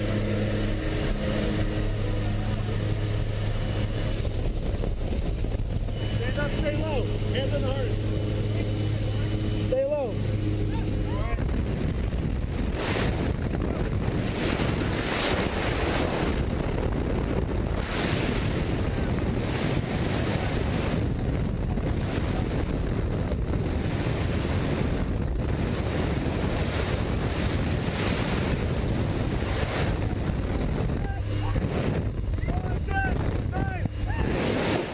Oh yeah, Ryan O'Hearn Tuesday get together. 3:34 is the time. You know, somewhere Ryan O'Hearn is like getting ready to go take batting practice right now, or shack some fly balls, or do some stretching or lifting, and doesn't know at all that like this entire show is basically centered around him. He's just trying to go out and play himself a ball game tonight. He and the Padres will take on the Giants. Game 2 of the series. After the Giants won 4-3 last night. If you just tuned in, look, Nestor Cortez, appreciate the fact that you hung in there for 6, but you cannot give up 4 before we come to bat. And the same goes for Darvish the day before, and the same goes for Cease the day before that. It's 3 straight days. Secondly, Xander Bogaerts' ball was a home run. And, I don't care what Bob Melvin, what's Bob Melvin going to say? Oh, they blew it. I mean, he's got to kind of say, well, it looked like a guy was reaching over. I didn't even see what he said, honestly. Yeah, that's kind of what I think he felt guilty about having to even answer the question. It was pretty darn obvious. The ball was in the stands. Ramos reached over. The ball went in his glove, which was into the stands. Yeah. The fan never touched the ball. Both those things together, by the letter of the rule that you read earlier, I did guarantee that should have stood as a home run. And if that wasn't enough, Mike Schilt's contention that you need irrefutable evidence is a fair point, because they obviously didn't have irrefutable evidence. It took them 3 minutes to make the call. It did take them a long time. So if you saw it right away, wow, look at that, that's irrefutable, then we wouldn't have had to wait 3 minutes. But you never even found something. It just was a really crap call. I also think they need to make a that's too rule. bad. I think they need to make a rule. This is a jokey joke rule, but it's kind of serious at the same time. If the fan of that is impeding the ball is a fan of the team that it's going to help then or hurt, then you should just let it go. I see what you're trying to get but to. Can we talk about the fans for a second? I know it's natural to stand up and want to go get the ball, but this is a Major League Baseball game. Like, don't stand up and try to grab the ball over the wall. Can I tell you one thing? They didn't reach over the wall. I saw them reach over a little Secondly, if you were in the front row, me. And there was a ball hit by a Padre. This has happened before. And you let the left fielder catch the ball without reaching for it, you'd be booed out of that stadium, my friend. Good. I'll still be able to sit there, though, because I wouldn't be ejected from the stadium. No, this happened one time when I was in college. We were at a Giants game against the Padres, actually, and someone hit it to the fence right in front of us, and all of us stayed back and let the play develop. Well, you're a better person than the rest of us. Not really. By the way, tell that story to what's his name, J.D. Davis, the Mets first baseman who ended up in your lap one day. Well, I saved his life, so it's on my Instagram. Saved his life. He also said, "Please tell Tony and Chris to be nicer to you." And saved his life. Huh? He fell into the seats. Yeah, trying to catch a ball down the first base. Why are you always sitting down there? By the way. Oh, that was only once. How do you know anybody to let you sit down there? Caleb's dad was the guy that I went with. Caleb from Islands. I know. Don't forget, Friday we'll be at the Far Corner, 410 10th Avenue. That's 10th and J. We're not only going to have some more Padre tickets to give away during our live broadcast, but Luis Arise signed baseball coming your way on Friday, 2 to 6, Far Corner. All right, Tony, Skraby, every Tuesday compete in the Fantabulous Sports Game Show. You know how it usually turns out. Let's find out how it turns out today. Are we doing traffic or no? We're doing traffic. We need to let it update for a second, so we need to dilly-dally for that's 1 second. what this means. That's I know that means stretch, but I didn't quite get the usually I do this. Like, no. We got to wait for traffic for a second. So what is that? I don't get that. Like, what? It's not there? It's there. It's the not... computer. Okay, so the traffic comes from Kelly Danick, wherever she's broadcasting it from. So she has to send it over the internet into the computer. Mm-hmm. And sometimes, the internet is slow and it doesn't come through fast enough. It gives me a chance to tell you that Vladimir Jr.'s Guerrero MRI. Did you see last night he did a stretch for a throw and he tore everything up apparently? Anyway, MRI was clean. Oh, okay. Blue Jays are staying cautious with him. Mets put catcher Francisco Alvarez back on the IL. Really? Yeah. News continues to be bad for the Mets.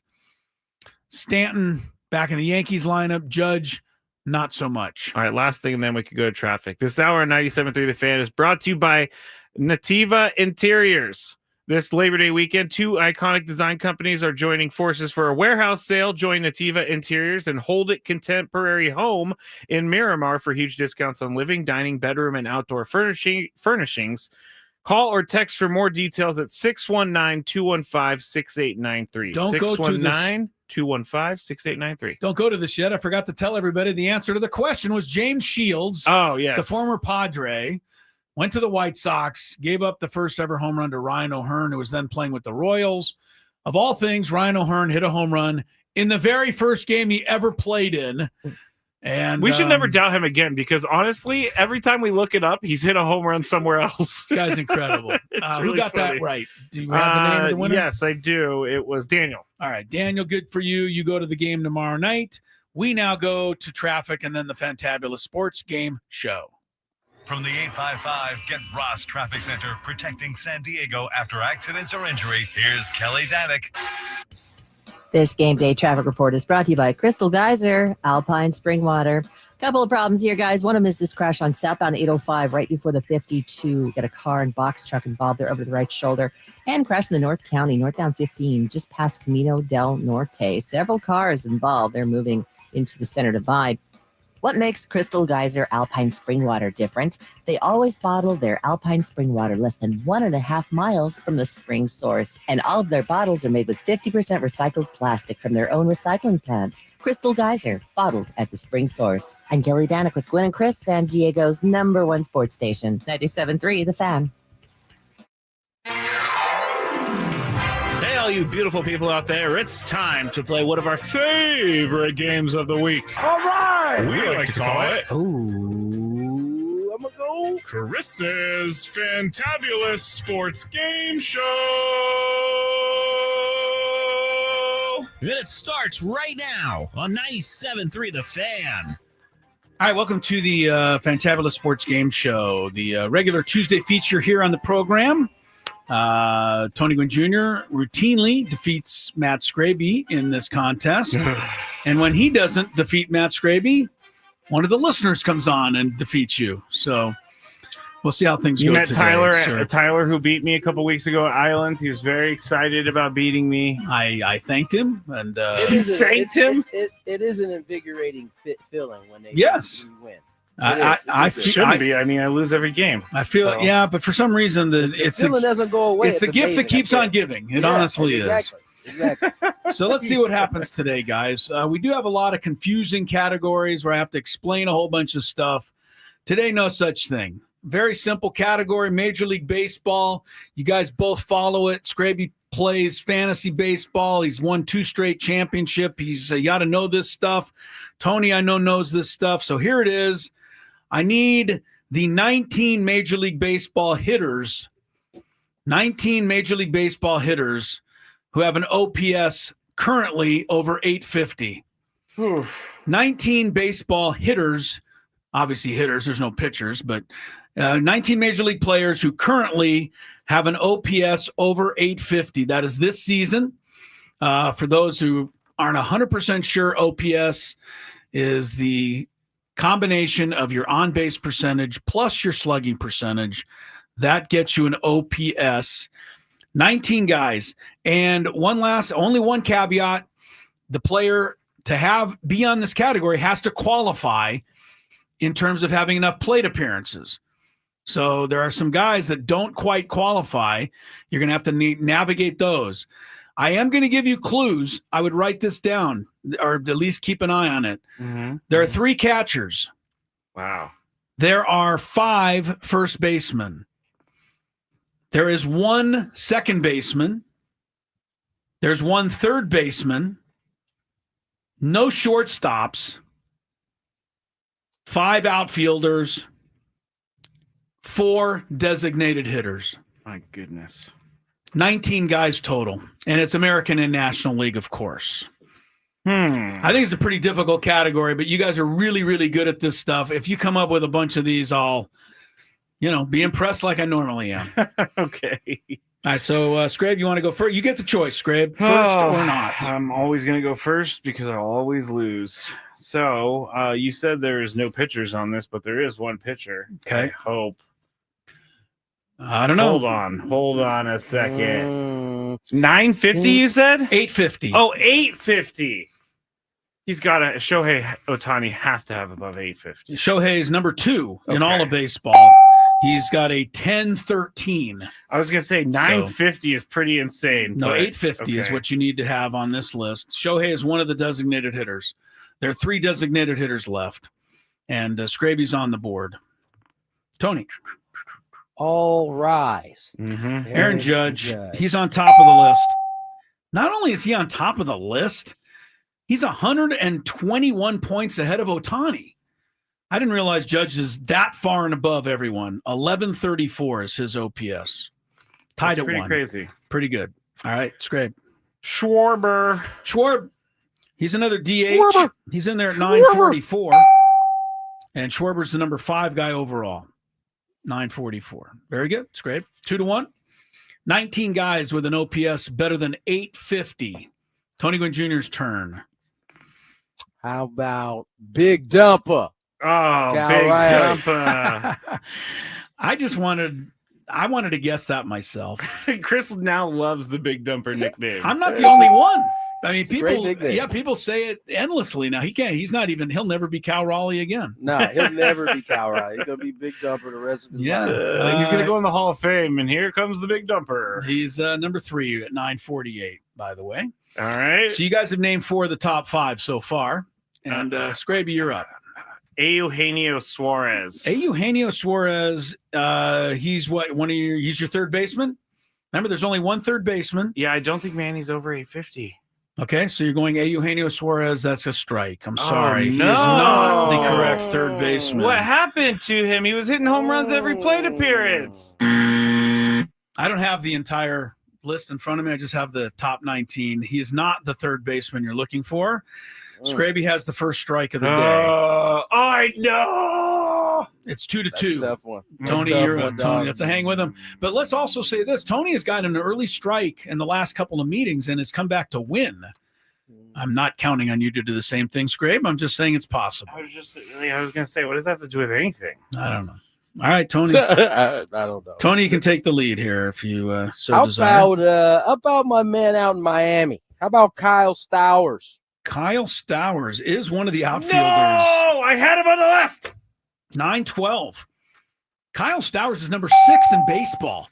In OPS, man. what a season he's had. He was definitely impressive. From Christian High School out here in El Cajon. I've said this to Skraby before. Did you ever hear of him when he was in high school, Tony? Like I didn't. I can't say that I. Right. You would have thought. How long ago? How long was he in high school? I mean, I don't know. It's got to be in the last 7-8 years, I would think. Yeah, no, I don't recall hearing anything about him out there in Christian High School, but he's having a great year. All right, Tony leads 3-2. Skrabe, you got a strike.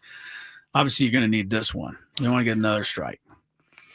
OPS of 850 third or higher. Baseman Jose Ramirez. That's the third baseman. Yes, 876. That is correct, Skrabe. There are no third basemen left on the list. He is the only third baseman over 850. He's at 876. He's 12th overall in baseball. We're tied at 3. Tony's got a strike. Tony, you're up. I've been hitting all the nicknames. No, I have a strike. Right. Yeah, I don't have a strike. Skrabe's got a strike. Let me give you another nickname. Buck Daddy. Little Byron Buxton. Bug Daddy. I've never heard that one. I haven't heard that one. Buck. Yes. Byron Buxton, number 7 in baseball. I thought he missed too many games. 896. Tony's ringing up the outfielders. There are 3 outfielders have been named. There are 2 outfielders left. There are 2 DHs left. There's a second baseman left. Still 5 first basemen left. You guys haven't named any first basemen yet. I got one for 2 you next catchers. Tony's up 4-3. Skraby with a strike. I'm going to take that second baseman off the board. I hope so. I mean, he's been because you need to keep the game going. I guess a lot of controversy, but Ketel Marte. Ketel Marte is number 3 overall. He's way up there. He's actually tied with the Big Dumper, 948. So very good, Skraby. That is correct. And it is now 4-4. You guys have named the top 7, and you've also named Jose Ramirez, who's in 12th. And it's Tony's turn in a 4-4 game with 1 strike on Skraby so far. Going up to 10 to win today, guys. Tony. How about Vladdy Jr.? Ooh, that's a good one. Here's a first baseman. He's number 8. Pretty good. Tony, you're ringing them off in order, I hate to tell you. I don't know if that's intentional or not, but you're getting them right in order. You've gone. I didn't get them in order. I didn't get Ketel Marte. No, you didn't. But the last 3, you've got 6, 7, and 8. So I'm just pointing that out. Tony has a 5-4 lead. Skraby trying to keep pace here with Tony, who is just unbelievable at this stuff. I don't know how he doesn't miss any of these. Name anyone on my fantasy team because I didn't make the playoffs. You're not looking at anybody on your fantasy team. These are obviously sluggers, but it's a tough list. I got to be honest with you. I wouldn't have come up with many more than you guys have already named. So I'm going to I love how he's struggling with it. I don't, because if I go strike 2, this is bad. You can't have strike 2 this early in the game. I am gonna go with, how about Ellie De La Cruz? I think he was like 23rd. He didn't quite make it. And also, there's no shortstops on the list. Oh, I got flustered. I told you to pay attention. I got flustered. He got so flustered. He named a shortstop when I told you there were no shortstops. I also wrote on the top of my sheet, no shortstop. Ellie De La Cruz doesn't quite He make plays it. shortstop, Skraby. I don't know if you knew Pretty clear that he's a shortstop. I thought he was like a third baseman or something. I can see that. He's tall. Either Tony's going to win or Skraby's. You know what, Skraby? This would be such an incredible comeback that would honestly start pulling for you if you begin to make a march back into this game. You said there's 4 first basemen left, right? Correct. All right. Well, let's just chip these off. Let's go Freddie Freeman. Freddie Freeman, he's 17th overall in baseball, 860 OPS. Why is everybody talking about him being terrible? Tony 6, Skraby 4. Oh, no. Skraby on the doorstep, even with 9 correct answers still remaining. None of whom are shortstop. None of whom are second baseman or third baseman, Skrabe. Don't pick one of those. Thank you. I would try to give you some clues, but I don't want to be unfair to Tony. So I'm not. Tony, there's really no clues to give you. I'm not looking. It's OPS though, Skraby. There's at least 1 or 2 guys that jump out in this category. All right. This either ends the game or this extends the game. That is correct. I know he's had pretty bad luck lately, but PCA.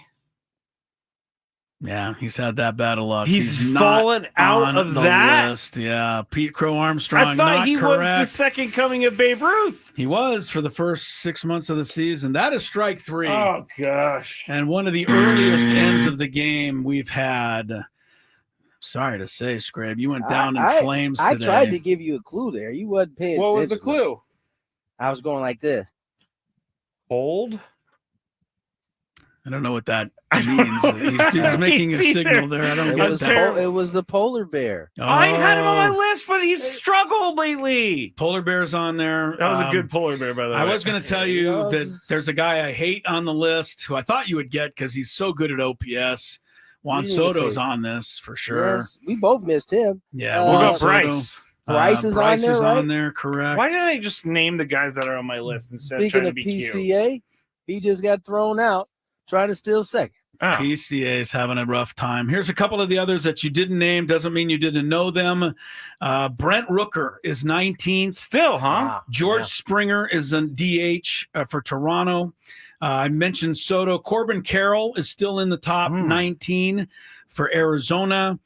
The first baseman you didn't name, Bryce Harper, Pete Alonso, and here's a tough one, I think, Jonathan Aranda. Oh, he was on my fantasy team, but he broke his wrist. You said nobody on your fantasy team? Well, he was on there. And then the other 2 catchers.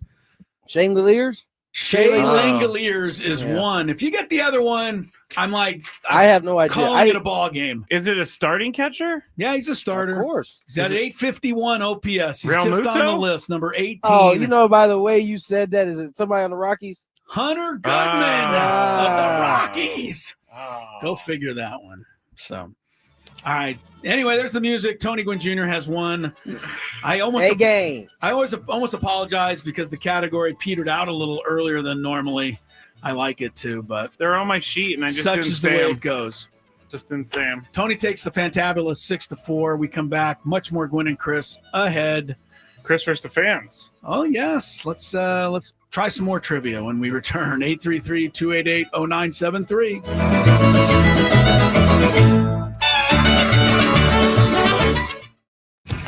Padres Giants today. This place is electric. Pre-game 5:40. First pitch 6:40. The Padres play here on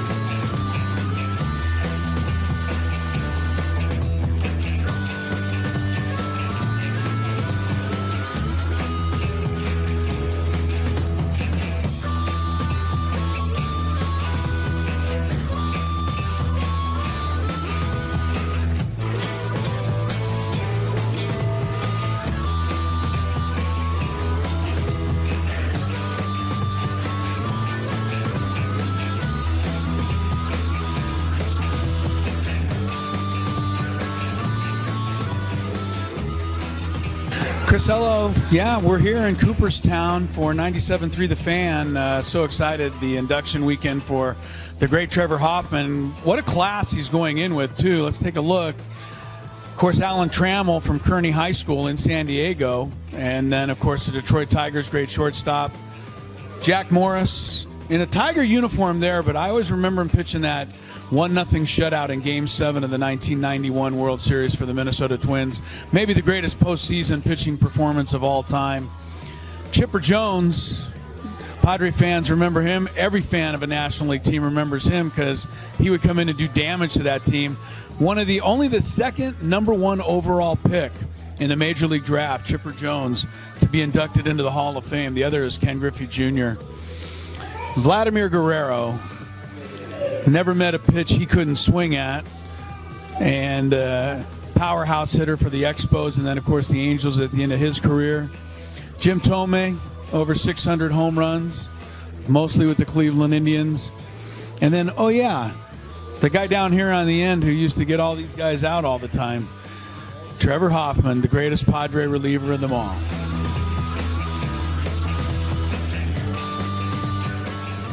Two of the greatest outfielders in the history of baseball. Of course, you've got Babe Ruth right here.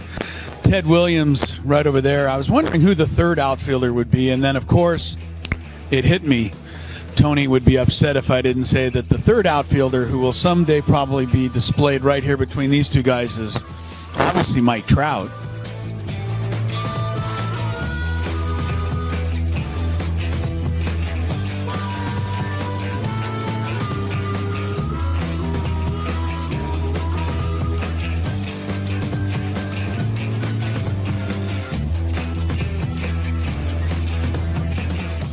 And this is the San Diego Padres locker room here in Cooperstown.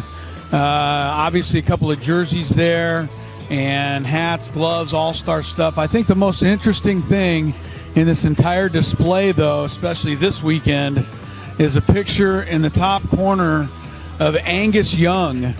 He's the guitarist for AC/DC, wearing a Trevor Hoffman uniform, obviously playing Hell's Bells. I know that Trevor went to many AC/DC concerts and was honored by sitting in the front row to watch AC/DC play Hell's Bells in his honor. But there's a picture of Angus Young playing Hell's Bells for Trevor Hoffman, wearing the 51 jersey right there.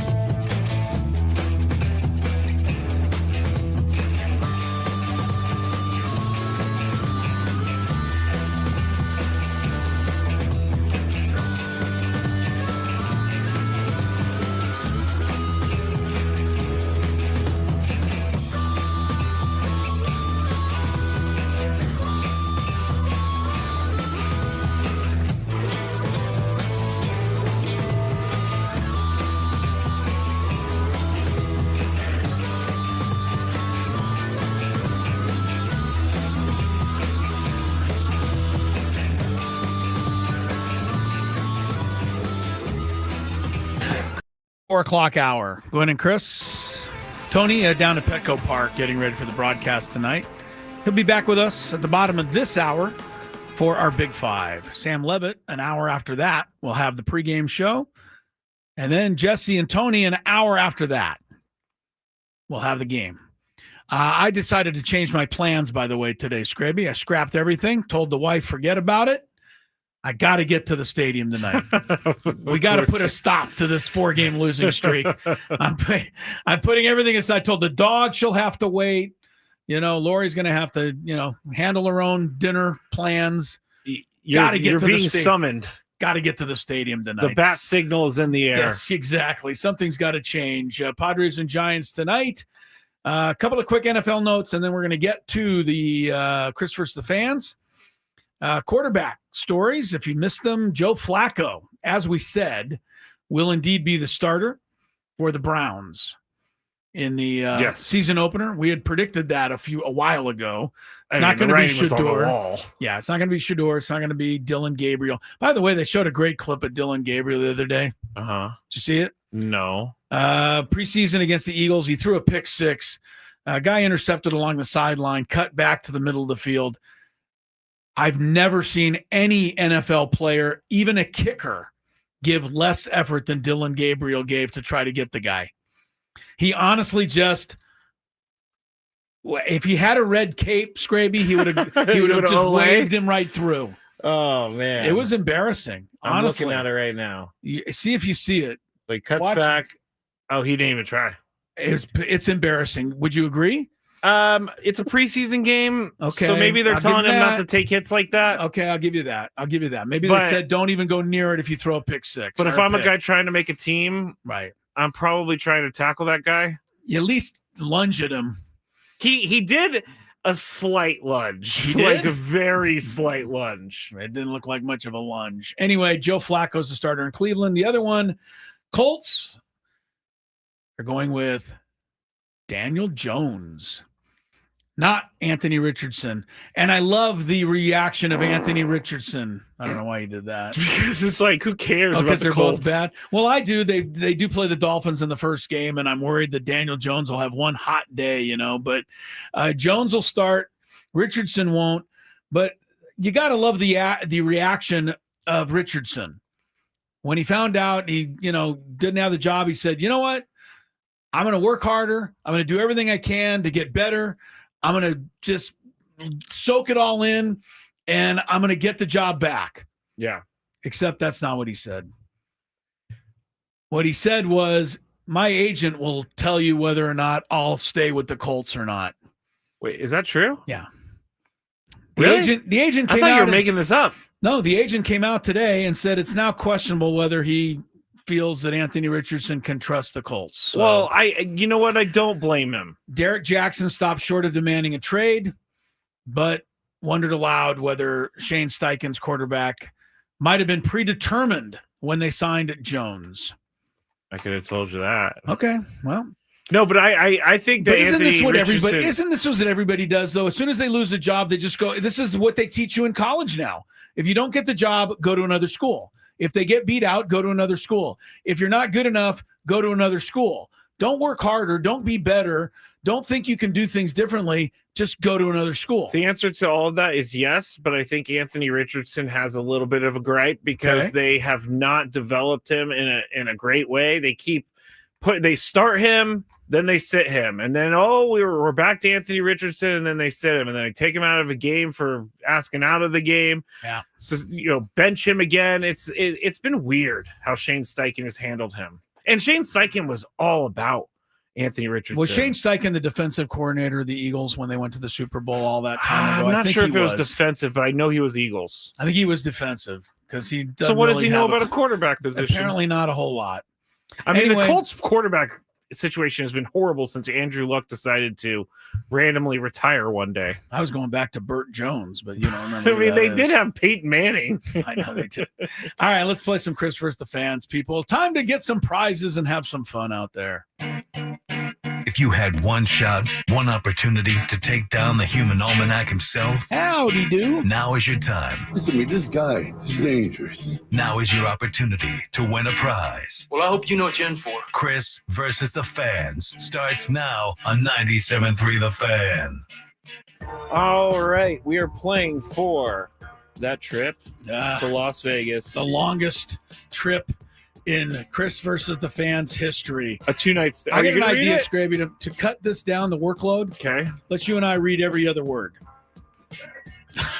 Excuse me? I'm just kidding. That was like every other paragraph. No, every other word. Let's see how long we can do it. Celebrate? I'm not going to do this. Come on. No. Celebrate? Summer. With Hey, 2, night. stay. All right, that's good. Yeah, that's gonna be tough. That's actually hard kind to of do, tough, right? All right, we're gonna go results. We're going to Resorts World Las Vegas. You're gonna get the Dine poolside at the 5 unique pool experiences. The 5.5 acre, 5.5 acre pool complex, largest elevated pool deck in Vegas on the Strip. And you're going to experience the IU Day Club, a stunning oasis inspired by the idyllic islands of the Southeast Asia, where the ultimate party concepts transform the weekend into a never-ending summer. Special summer rates now available. rwlasvegas.com. Now offering no resort fees. That's right. And complimentary parking. That's right. I can tell you that's a good thing because the resort fees. What is a resort fee? It's just basically charging you a bunch of money for stuff that like you kind of already have to do, and that just makes more money for them. Okay, well. I saw somebody tweet this out. And I'm not trying to pick on Las Vegas, but I saw somebody tweet this out, and this has nothing to do with our Resorts World. But they were at a high-end hotel. And they tweeted out a picture of the refrigerator, the little, tiny refrigerator in the room. Okay, yeah. And on the refrigerator, there was a sign. Oh, no. I kid you not, that said, if you put anything in this refrigerator to keep it cool, there's a sensor system, and it will know that you're using the refrigerator. You will be charged $200. There's a sign on the refrigerator that tells you if you put anything in it, they have a system to put extra money on your bill. That's stunned. how crazy things are getting out there. What's next? They're going to charge me to take a shower? They're going to charge me to flush the toilet? See the carpet? Don't walk on it. Yeah, they're going to charge me for the carpet cleaning fees? This isn't a picking on Vegas. This is just the whole everything out there. Goes other places too are doing this too. Absolutely. If you can make money, and you know what? People are trying to and they figure they can get away with it, and they probably will in a few cases. Wow. I did not expect. I thought you were going to say like the mini bar was just like crazy overpriced, but I did not expect for you to tell me you're going to have to pay to use the refrigerator. That is wild. They're sensors. They're going to know. What if you just put? I don't know. Your I was gonna say middle finger in there thing just the whole time with the sensor. I don't know if they take a picture or not, but there is a sensor. Oh, I was gonna reveal that when I was a drunk, I got into the mini bar one night, and that was a huge mistake because it was over $100. All right, give us the rules, Mr. Skraby. You have to make it through 3 questions. Each question will get more difficult. If you get the question right, you move on. If you get it wrong and Chris gets it right, you're eliminated. But if Chris gets it wrong, then you move on to the next question or you win. If you are a first-time player, let us know before you get into it. You'll get that first question for free today. Actually, on the line is someone that we met, Chris, on Friday. Little Grant was there with his dad. I think I remember Grant. Grant would like to play some Grant's Christmas with fans. Hello, Grant. How are you? Good. How about you? Pretty good. I like that. Thanks for asking, Grant. I like that. So your dad's there. He can help you. That's no problem. Have you ever played this game before? No, we are a first-time player. Love it. Grant's a first-time player. Grant gets to move on to question number 2. I think you almost should get to go to 3 for that, great player rendition. Yeah, it was good. All right, here we go. Question number 2. Who was the Padres opening day starter this year? Michael King. Michael King is correct. I had to go look that up, honestly. You got it. Nice job, Grant. We are. Grant's at the doorstep. Yeah, he's ready to get those. He's about to get those Grant, by the way, fees. if you win the package, are you going to take your dad to the IU Day Club? he definitely is. Of course he will. Sure. Yeah, sure. Okay, good. All right, Grant just wants to win. I know That's he all does. cares This is about. a big deal. Hey, how old are you again, Grant? 13? 11. Oh, sorry, 11. Man, if I would have won at 11, big time. That would have been big time. All right, let's see what happens here. I mean, this is going to be a tough question. Of course, So, you can't just take it easy on him. You got to give him, a real question here. What team did Ichiro Suzuki get his 3,000th hit with? Who is he with? What team? He got his 3,000th hit. Ichiro. Is it the Mariners? The Mariners. Oh, the Mariners. Stay there, Grant. He played for multiple teams. Yeah. That's a tough one, Scrab. I know that he finished with the Marlins, but I don't know if that's where he got the hit. Where else did he play? I can't remember. I think he snuck some time in with the Yankees, too, but I'm going to say the Marlins. The Marlins. Grant. Sorry, Grant. Sorry, Try again, buddy. okay? Man, I'm a heartless guy. I'm terrible. You know, are. people are out there like, I can't believe you didn't throw it and let him win, the kid. First, you. Here's why I don't. Because when you win, if you're 11, I want you to really get it to win. I get That's it. Get it. You don't want it handed to you, and Grant wouldn't want it handed to him. First, you don't want Ryan O'Hearn to start. Now you don't want Grant to win. I don't want Ryan O'Hearn ever to leave the dugout. All right, let's go to our next one, and that will be Brendan in Lakeside. Hello, Brendan. Hey, how are you doing today? Pretty good, Brendan. Good. You Pretty ready to play? He's ready. Yes, sir. I am ready. Okay, here we go. Question number 1. What Phillies pitcher just hit the IL? Not just last like couple right of days. now. Yeah. Last couple of days. Last couple of days. You know what? He usually does get hurt often. I'm going to say Bryce Harper. Bryce Harper. Let me. I said Phillies pitcher. Did you hear that part? Pitcher. Oh, pitcher. My bad. That's okay. Zach Wheeler. There you go. There you go. You got it. Zach Wheeler's right. Yeah. Bryce Harper does go on the IL. But it is correct. Bryce Harper does do that a lot. Zach Wheeler did have the surgery on the blood clot. I have not heard an update on that, by the way. I heard that it went well, but it's indefinite. Still a bit touch and go, yeah. Thrombosis, I believe. Not good. Yep, doesn't sound good. Here we go. Question number 2. All right. For this season, which Padres pitcher has given up the most runs in the first inning? Starter, right? Starter, correct. Well, yeah. In the first inning. Most runs in the first inning? Correct. I'm going to say Dylan Cease. Dylan Cease is correct. He's given up 14. That's a lot. He's started, what, like 20 games at this point? No, more than that. I just know that it's been a Nestor Cortez. All right, be nice to nasty Nestor. He'll get you. Nestor did give up 4. So Give up 4 for sure. We know that. All right, here we go to question number 3. For the win. Here's another one of those 3,000th hit things. No. Who was the manager of the Rays before Kevin Cash? Way on my timeline. The Rays. Me too. I didn't even know. Is Kevin Cash currently the manager? Yes. Do you have a guess? I'm going to have to say pass on this one. He's passing. Okay, Brendan, that's okay. I only have one guess, and I really don't think it's right because I think they let him go long before Kevin Cash got there, but Joe Madden is the only name I can think of. Oh. Sorry, Brendan.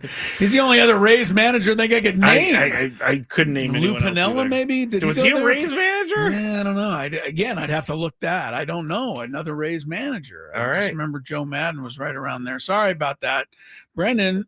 But, every now and again. We go back to the phones. Yes, Skraby says continue. Thomas in San Diego. Hello, Thomas. The game roars on. How you guys doing today? Pretty good, Thomas. pretty good. Good luck to you. You ready to play, sir?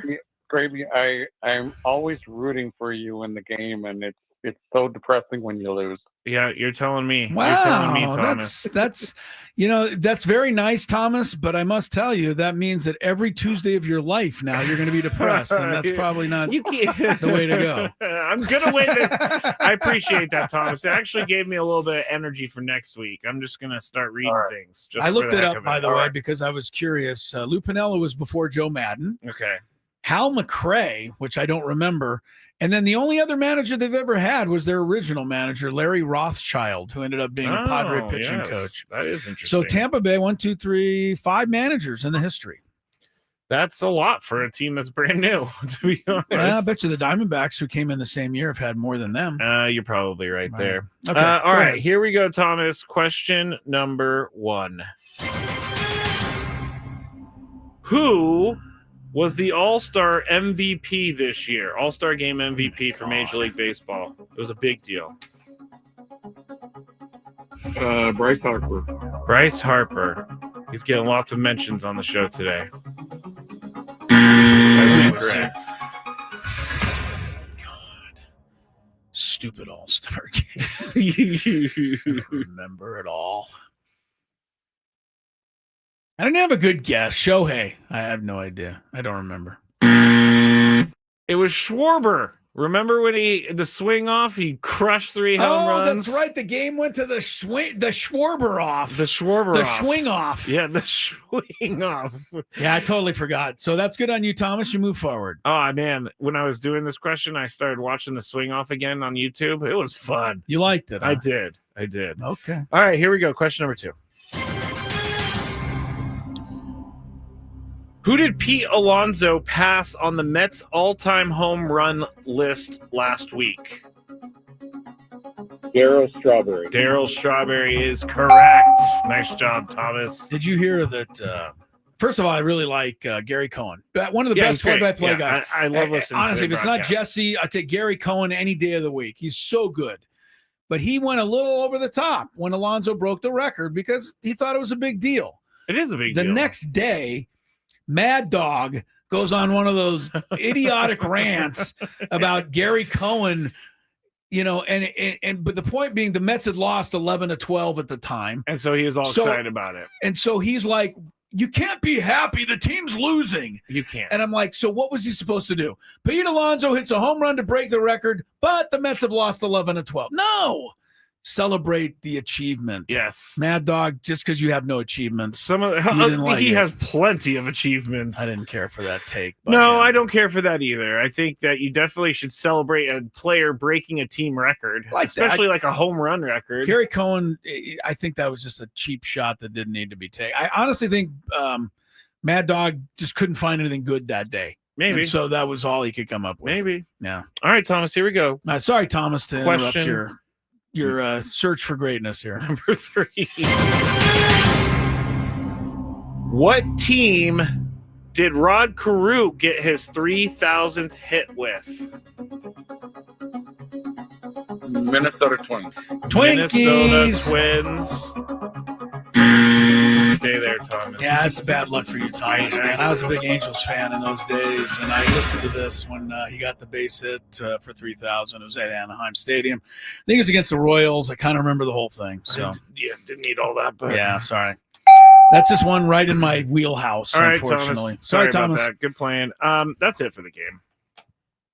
Okay. We just played for Shut her down. We just played for 15 minutes. Shut her down, Skraby says. We'll have 2 winners tomorrow, or we'll figure out what to do tomorrow. More Gwynn and Chris coming up. I got something.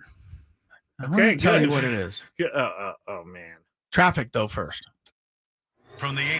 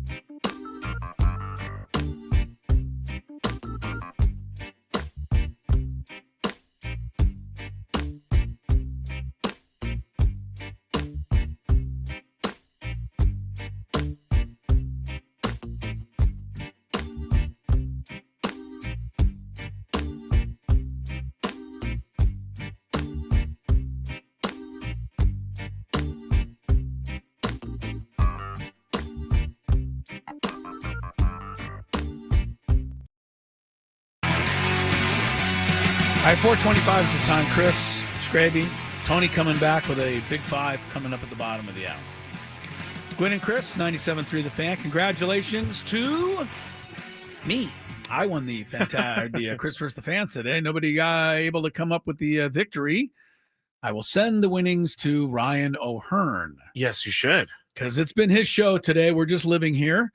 Padres lineup features Ryan O'Hearn in the middle of it tonight against the Giants. No Jake Cronenworth, though, and no Jackson Merrill. Jackson, if he, I'll be surprised. I'm agreeing with Tony here that I think he's going to end up on the injured list. They said the ankle was not much better, might even be a little worse. Just seems like he's at least 7 or 10 day IL, and just don't want to lose these guys right now. I guess it's better to lose them now. Yeah, but not when you've lost 4 in a row. You know what I mean? I do know this is what you not mean. good timing. We need to get these wins here. But we got Sheetsy out there. And you got the Dodgers coming back in this weekend. Don't forget. That is true. Right? You want Merrill. You want Cronenworth. You want all these guys available. Yes, you do. And we'll have to see. Jake Cronenworth thinks he could come off the bench tonight, so that's something. That means that he's okay. Elias Diaz, by the way, is catching tonight. It'll be the first time in 5 games that Fermin is off. It looks like that's the way it's going to be the rest of the way, because Fermin is going to catch, I believe, everyone else except Pivetta. That was in the paper today. We'll see how that holds up, but Diaz gets the start tonight. Yeah, there's a lot of guys on this team that have seen their roles diminish, and they're handling it very well.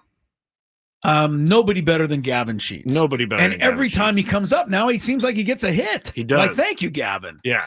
For what's happened to him, he's really, we could all learn a lot from Gavin Sheets and the class he's shown here. I agree. Padres have had 23 managers in their history, Skrabe. 23? Yeah. Wow. I don't have time to ask you to name them all, but here's a few that you may not remember. Trader Jack? Trader Jack, yes, but I think most people would remember him. You may not in a lot of ways. Here's some of the ones that are crazy. Don Zimmer was the second Padre manager. The guy from Men's Warehouse? No, the guy that Pedro Martinez threw on the ground. I didn't realize that. Bob Skinner, 1 game in 1977. That doesn't count. It does too. He's on the list. Jerry Coleman, I think most people remember. Yeah. Jerry did the year 1980, went 73 and 89. He was followed up by the Hall of Fame slugger Frank Howard, who also got 1 year. Greg Riddick. That name even ring a bell to you? No, it does not. Yeah. Here's somebody who snuck in for a game in 2015. Guy by the name of Dave Roberts. 0-1. Really? When Bud Black got fired? Officially, Dave Roberts 0-1. And you know who then came in? The guy who's about to be the 2-time manager of the year, Pat Murphy. That's crazy. Pat Murphy was 42 and 54 with the Padres that year. Pat Murphy can't do anything wrong. Now he's on his way to 2 straight MGR of the years. Here's one more name. How about Rod Barajas? Oh, yeah. In there for a few games. 8 games at the end of 2019 after Andy Green got let go. And then before Mike Schilter was Bob Melvin. And before him there was Jace Tingler. Get your lineup done, Jace. All right, let's go to break. And then today's Big Five will be on the other side of that. In the 5 o'clock hour, I got 5 NFL teams who apparently are not going to be very good this year. Tell you who they are at 5 o'clock. 49ers? Tell you at 5 o'clock, Skraby. Next is the Big Five, though.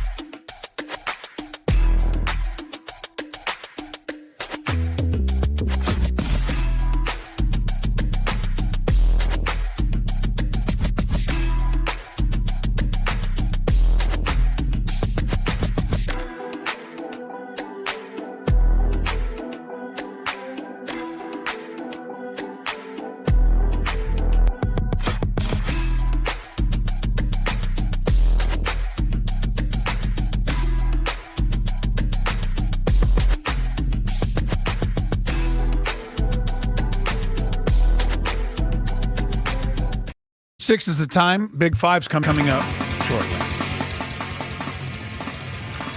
What you got, Skraby? Anything? We're good, right? No, traffic is ready to go. Okay. Big Five's ready to go. Did you know that they're counting down the magic number now in Denver? They're not, but we are. Rocky's magic number is down to 6 now. To not be the worst team ever? 6 more wins, and they will not be the worst team ever. Good Looks for like them. they're going to make it. I mean, there's still a month and a half to go, so they only need 6 more. But good for them. Yeah, that's how sad your season is, though. That we're the magic number to avoid being the worst team ever in history. Doesn't matter. I'm watching this game right here. They're showing highlights of last night's Dodgers-Rockies game, and the stadium is packed. And then I have to think that's more for the Dodgers, but it's been like that all year. They also just put a statistic up there that the worst outfielder in all of baseball, according to lowest outs above average, which is really hardcore analytics. But the 2 guys tied for third are Teoscar and the guy from the Giants, Ramos, who dropped the ball into the stands last night and was bailed out. Second worst, guy who used to play right field at Petco Park, Juan Soto. And the worst defensive player, according to this, not me. Yeah, I'm reading their outs analytics. above average, right? The worst outfielder is Nick Castellanos. Yeah, the Phillies. Anyway, Soto. That's the thing. I'll just say this: we got to do the Big Five, but you're going to pay him more than any player's ever made. Fine. Shouldn't he be the best player like at almost everything then? Yeah, like Shohei Do you know what I getting mean? Shohei getting $700 million made sense. He was going to pitch and he was going to hit. Soto is a great on-base machine, and he's an incredible talent. He's a DH. But he's one of the worst fielders in the league? I just read Fangraphs about him, about how his defense is getting worse and worse and worse by the year. I don't judge that. I'm just reading what I'm told. I don't know why you would pay that much money for that kind of player, but Steve Cohen didn't care. All right, let's get some traffic and then Big Five me. 855 Get Ross Traffic Center, protecting San Diego after accidents or injury. Here's Kelly Danick. Traffic is brought to you by Valvoline Instant Oil Change, your 15-minute drive-through oil change. Just a couple problems here, guys. One of them is a crash in Hillcrest, South 163, right before 6th Avenue University. It's over to the right shoulder, and a 2-car collision on southbound 5 right before 28th Street. That's over to the right shoulder. And watch out for some trash debris in middle lanes, West 54, just before National City Boulevard. Before you hit the beach, the mountains, or even the 5 this Labor Day weekend, be road trip ready with Valvoline Instant Oil Change. No appointment needed. Stay in your car while they change your oil and check your tires, battery, and fluids. Coupons at SoCalOilChange.com. And Kelly Danick with Gwynn and Chris, San Diego's #1 sports station, 97.3 The Fan. It's that time of the show when we check on the latest in sports. Only the most important topics and questions are brought to light. Stop what you're doing and listen. These news stories will astound and amaze you. The one, the only. Oh my God, who the hell cares? The Big Five starts now on 97.3 The Fan. You know, after yesterday's show and me being a little bit crazy, I thought, we needed to exercise some demons today in the Big Five because Have we already been exercising demons throughout this show? We have, but I think that instead of us, pointing out everything that's wrong with the Padres, Number 5. you guys are going to give me something positive from this 4-game losing streak. I mean, losing is never, ever, ever fun. Come on. And we all know that it brings out the worst in us, especially I'll speak for myself. Losing brings out the worst in me. We can name hundreds of things wrong with this 4-game losing streak. But Tony, you're up first. What's something positive from this 4-game losing streak? I feel pretty rested. Yeah. Okay, that's fine. That is, fresh off of a 9-game absence. I feel pretty fresh after this 4-game losing streak. Okay. I think that is a positive. I appreciate you going in that direction. Chris, what's the positive for this 4-game losing streak? I can't give you one. I'm gonna go with the old brick jaw of Don Shula, who looked right in the camera many times and said, "I don't see anything positive about losing." I know there's a lot of people say you can learn things from losing, but I mean, you played 4 lousy games in a row. You pitched 4 lousy games in a row. I don't know. The Dodgers lost to the Rockies last night. Yeah. I have nothing. There you go. I have very little for you here. This losing does not, I don't find a whole lot of good in losing. I agree. Did anybody start, is anybody tearing the cover off the ball? I mean, Xander Bogaerts hit a home run that was taken away. So I think we've talked about that. Have we referenced that yet today? Yes, of course. Okay. Of course. I mean, we referenced that multiple times at this point, but all right. I'm just going to get out of here because number 4. I didn't exercise any of the demons that I thought we were going to exercise. We talked about MLB realignment earlier in the show, but one part we didn't talk about is how Rob Manfred is making some drastic changes to the game before he leaves the position after the 2029 season. So far in his tenure, he's overseeing the TV deals right now. He's introduced the pitch clock and other time-saving moves. He went through the COVID season, plus now is talking expansion teams and realigning the whole league. So I read an opinion from a writer this morning saying that Manfred his mind's in the right place, but he may be spreading himself too thin, and these huge changes are only going to be half thought out. So, Chris, is Rob Manfred taking on too much? I don't know. That's up to him to decide. But I will say this. Based on everything we've talked about, the rules changes to the game, which I think by and large have worked out. The proposed realignment, which, I'm going to have to wait and see on. His speaking ability after World Series games, which I think has been called into question on this show. What are you talking about? So all of those things pile into everything. But I'm going to just say this. I think Tony's going to agree with me. I don't really think any of it's going to matter if he doesn't somehow figure out a way to get this TV deal right. The whole baseball future, it lies in the balance here in terms of getting the right structured deal so that teams can afford to put their games on television. People can continue to follow their teams without having to pay exorbitant amounts of money. And the owners make the kind of money they need to make to pay the players the kind of money they need to make. And I think it's all going to come down to whether he can figure this TV thing out and do right by pretty much everybody in baseball and the fans. The rest of it, I think, will all be long forgotten. So that's kind of where I'm at with Rob Manfred right now. Tony, is Rob Manfred taking on too much? Yeah, I agree with Chris on this standpoint. I don't know what that is. That's he can only tell you that. I will go through each of those things that you named. The current TV deal probably gets an F in that particular one. The rule change, I think overall, you got to probably give him an A. I mean, the pitch clock has been a game changer. Some of the ones that have, I think the stolen base one has been a success. I don't even think about how big the bases are anymore at this point. And then some of the other rules just kind of, we don't really mean the mound visits. Nobody really, that doesn't have an effect one way or another. But all in all, I'd say the rules have been an A. But I think Chris is 1,000% right on this other half, that this next TV deal will be the large portion of his grade coming up. It's like 80% of his grade. The realignment stuff is all nice and dandy if you got a nice TV deal to kind of distribute all of this new kind of territory. And I think it's more than just getting the deal. It's how you're going to present your product to the people, right? Because the national game doesn't seem to have the same type of oomph that it used to.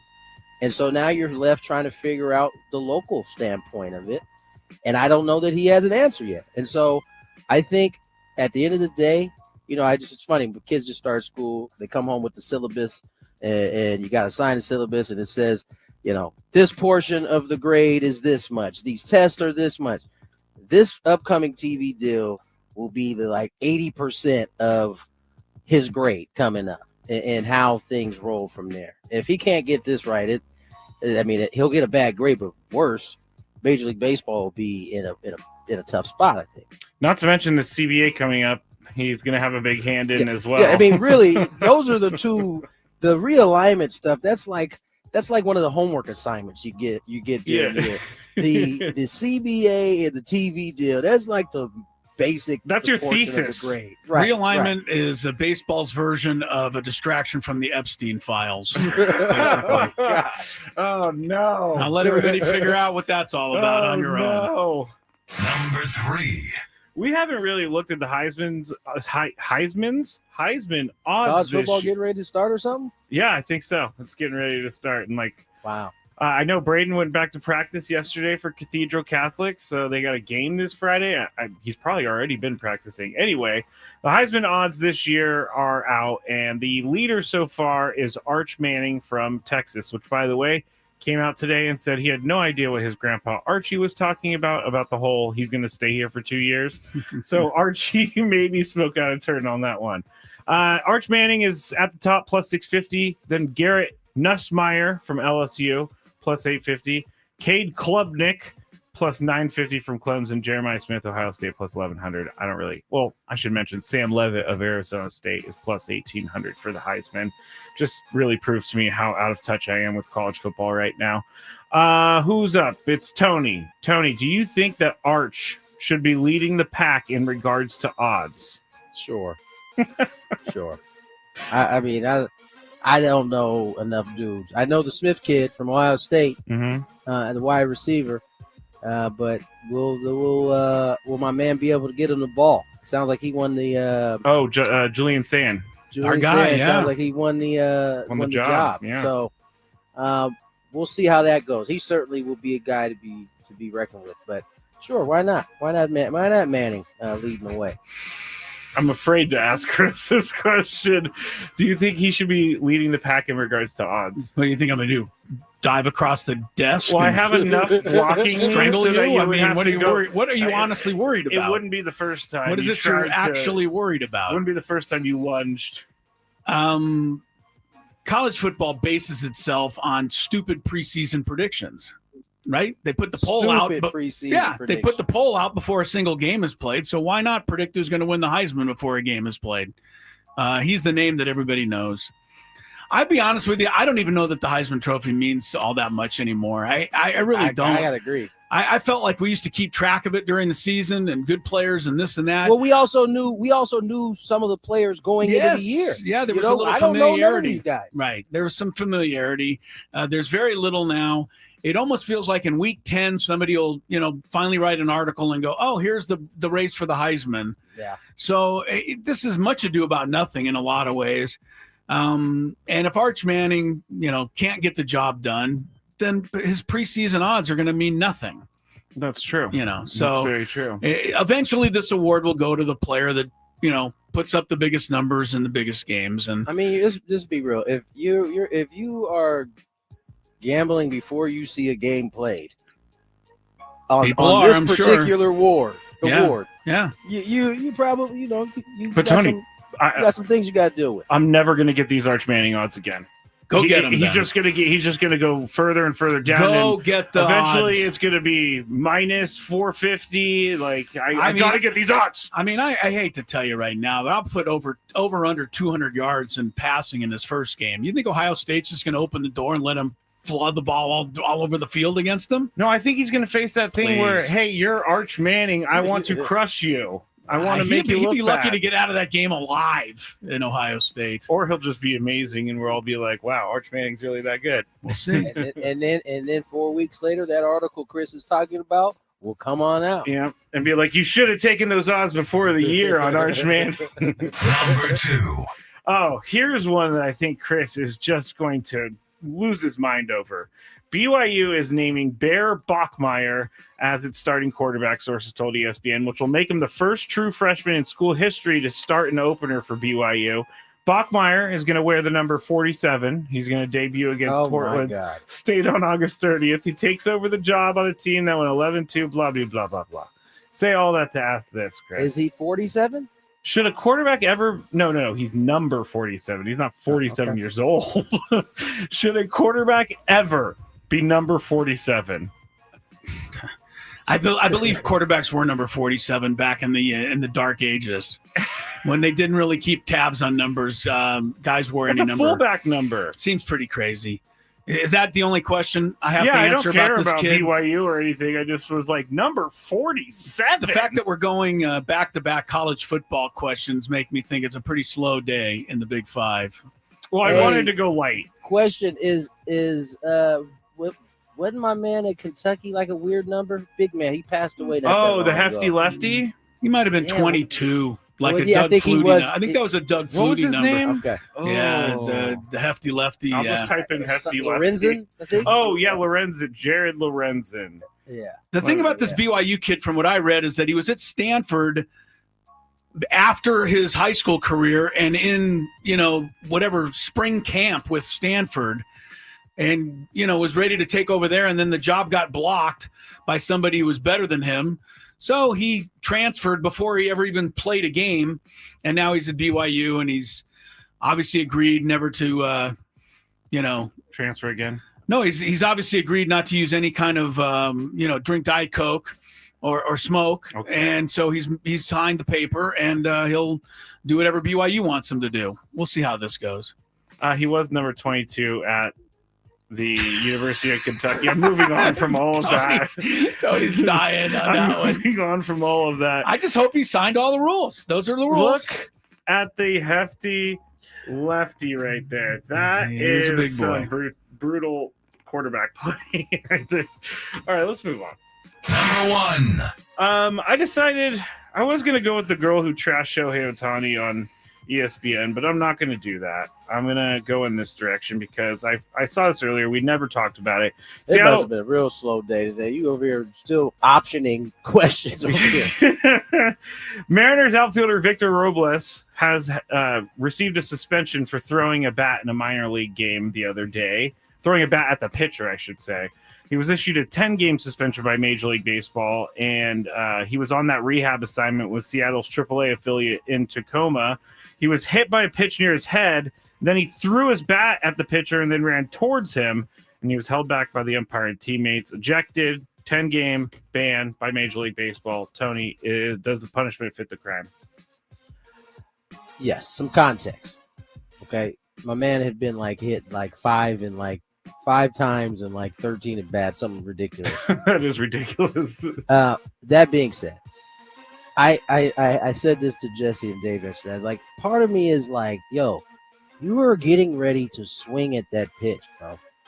You got hit because you were trying to hit the baseball. If I don't know, and I don't know that this kid that was on the mound was a flamethrower, by the way. I know when I was in the box, if there was a ball thrown at me, the first thing I thought was, how am I getting out of the way of this pitch? Not swing? Not to swing. Not to swing. I mean, maybe I didn't have as much confidence in my stroke to be able to okay, if I don't hit this ball, it's going to hit me in my chest. And that's what happened. So, yeah, I think the punishment fits the crime. 10 days. You can't throw your bat, bro. I would have preferred that you got out the way and then been mad, and then you could have ran out there and did so, but you swung and then threw your bat at my man. So maybe he was doubly mad. He was like, "Dang it, I swung!" But listen, I get the frustration. He had already been hit a lot. Yeah. In his rehab assignment, you're going down there to get work, and my man is getting spotted up by the youngins. Chris, 10-game punishment doesn't fit the crime. Yeah, I guess it does. I don't know if there's a whole lot to compare this to, except for one incident that I will never forget. And it happened in the early 70s, and if you want to play your music, go ahead. Bert Campaneris was a shortstop for the Oakland A's. And this was in a thank you. Bert Campaneris was the shortstop for the Oakland A's, and it was the AL Championship Series. I think it was Game 2. I don't know. I didn't mean to call up the video. But if you can see it, Skraby, he helicoptered the bat back at the pitcher, Laren LeGros. and it went right over the guy's head. It did. It was I mean, honestly, I don't even think you could ever do that any better than Campaneris did. His swing must have been right if he was able to get it right over his head. He, right up the middle? Right. He helicoptered to Tony, and it went. It was horizontal for sure. Yeah, horizontal bat, and it went right over the guy's head. I'm trying to look it up because I wanted to see what the suspension was for him. I don't remember him getting a suspension. I really don't. I know that year the A's played the Reds in the World Series, and I know Bert Campaneris played in that World Series. So whatever suspension he got, it couldn't have been much. And so I'm trying to see, if I can compare it. But everybody ought to take a look at Campaneris' toss. Deal? Was he just upset? He was upset. I'm trying to find everything, what this is. I don't think there was any suspension. I really don't. I guess the bat didn't hit him, right? No, he well, does. did Robles' bat hit the guy? I don't think it hit the guy. Yeah. Campaneris went for the full swing throw, Tony, like straightened the arm and just whipped it. Yeah. And I mean, it was like it was just I don't know, man. It was what do you call it? One of those ninja things, man. Just helicoptering through the air. So 10 games for Robles? I guess in this day and age, about 10. Yeah. In 1972, though, would have got away with it, apparently. I mean, not everybody was watching in 1978. A lot more people watching. These clips are going to be thrown everywhere now. Yeah, that's very true. All right, that's it for the Big Five. When we get back, we'll set you up for Game 2 between the Padres and Giants. The Padres and the Giants. Who am I? Rob Manfred here on 97. Apparently, real quick, guys. Apparently, real quick. Breaking news. He wasn't suspended. He was suspended, but not until the beginning of the following season. Oh, okay. So they let him finish the playoff in the World Series. How many games? I'll get that for you when we come back, if I can find it. Okay. San Diego isn't just a baseball town, it's a sports city. From the Aztecs to San Diego FC and the fierce rivalries in high school sports, I've got my eyes on it all. If it matters in SD Sports, we're talking about it. Don't miss the Brayton Subreddit Show, weekdays from 10 to 2, right here on 97.3 The Fan. Hey, Tony Gwynn Jr. here to tell you why SDCCU's free checking with e-statements accounts are awesome. You can check your balance, pay bills, or deposit checks anywhere with the SDCCU mobile app. 24/7. Use your debit card anywhere you shop and access over 30,000 surcharge-free ATMs. That's more than most big banks, and the best news is now is a great time to open an account at SDCCU. For a limited time, open a free checking with e-statements account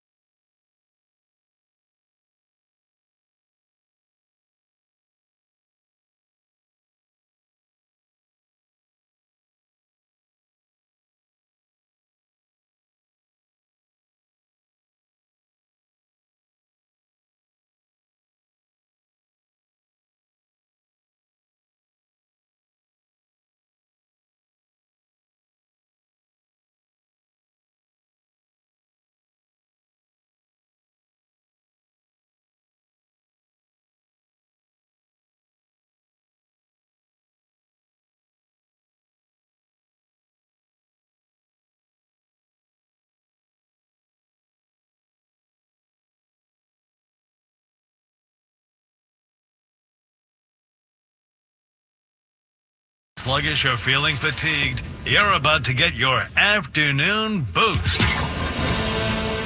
with Tony Gwynn Jr. They went from 1 car to 8 cars, so I'm done. I'm not doing it. Chris Ello. And Andy, And Matt Skraby. I've told you guys before, when I was driving my Prius, I was like, hit me, dare ya. Don't blame us for any side effects. You thrilled our fans throughout the postseason with a great performance. Gwynn and Chris are ready to go. Into the happy hour we go. I don't know if there's a whole lot to be happy about. Skrabe lost 4 in a row. It's kind of a cloud hanging over the town. Yeah, a little bit. But hopefully tonight we'll get back in the win column. Happy Hour is brought to you by GL Pools, the swimming pool experts. They're trusted by thousands of San Diegans since 2006. Baseball season in full swing. So is swim season. GL Pools. Call them, mention the word radio, and you'll get a free month of pool service. That ought to put a smile on anybody's face. Of course. I say. I actually went swimming the other day. Little swim? Yeah, it was nice. Did it was you do nice some and laps refreshing. or just kind of I went splashing around? I went in the water like a child. Up and down. No, I did some swimming. I did some freestyle. I did about 25, 30 minutes of swimming, and it felt great. All right. If you're with us on the YouTube chat, we did the Big Five there, and we ended up talking about the Bert Campaneris helicoptering of the bat. And I'm thinking most people didn't really see it. So I had Skraby try to put the video up here. If you're on YouTube, you can see it. And then if you're driving along, you go home and you find it somewhere on YouTube. But Bert Campaneris and throwing the bat in the 1972 playoff. This is pretty incredible. And I didn't realize how close he honestly came to the pitcher when he threw this bat. And quite a day. 3 hits, 3 times up. Stolen 2 bases, scored 2 runs. There's Campy now. They're shorting up at the corners on him. And watch this throw right here. Watch it. Right over his head. And then the umpire's like, no, you can't throw bats over here, sir. Laren LeGros was the name of the pitcher for the Tigers. I guess you can give us one more look at it here. They're shorting up at the You corners see LeGros kind of come down and challenge him a little, right? And then, whoa! That thing helicopter right back at him. Nobody's ever done it quite like that. No. Campy, we said at the end of the segment, I didn't know if he had got suspended, etc. He did. He got suspended for the end of that series, which was 3 more games. Then he got to play the World Series. Good for figure. him. And then the first 7 games of the next season, they made him sit out. So he ended up getting 10 games. Yeah. But he did get to play in the World Series. But Bert Campaneris does have a place in baseball history, and I think it's fair to take a minute here. He was the first man ever, and there's only been a couple since, who played all 9 positions in one game. He was a catcher, too? And that's part of the fun of the story. And this is why I wouldn't have told this otherwise, but it's a great ending to the story. So it's 1965. The Kansas City A's are terrible. They're owned by a guy named Charlie O. Finley, who ended up leading the A's to 3 World Series in the early 70s. But this is mid-60s. They're still in Kansas City. They haven't moved to Oakland yet. And nobody goes to the games. So it's September the 8th. They're out of the running. The Angels are coming to town. And Charlie Finley announces that Bert Campaneris is going to play all 9 positions in this game. Did he ask Bert?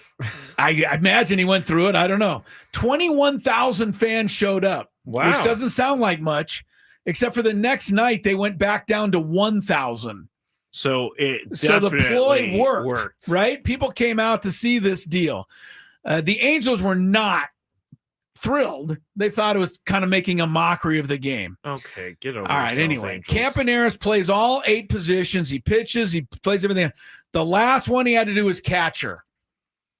So in the 9th inning, they put him in a catcher. The A's are up by 1 run. The Angels get a guy in first base, Ed Kirkpatrick, and he decides he's going to try to steal second against, this guy who's not even a catcher, and he makes it. Then ground ball moves him to third. So he's on third with 2 outs in the 9th inning. The A's are up by 1. Campaneris is behind the plate. Kirkpatrick takes off and tries to steal home. Campaneris, who's a little guy, right? He wasn't a big guy. He saw in the thing with the bat. Not a little guy. So he's back behind the plate. He comes out, and Ed Kirkpatrick steamrolls him at home plate on the, because you could do that then. Yeah. You could run over the catcher. Campaneris hung on to the ball for the final out of the game. Oh, wow. I was going to say, did he throw a bat? He held on to the ball, and the A's won. And then Campaneris got up and took a swing at Kirkpatrick, and a melee ensued on the field. So Campaneris is just a fighter.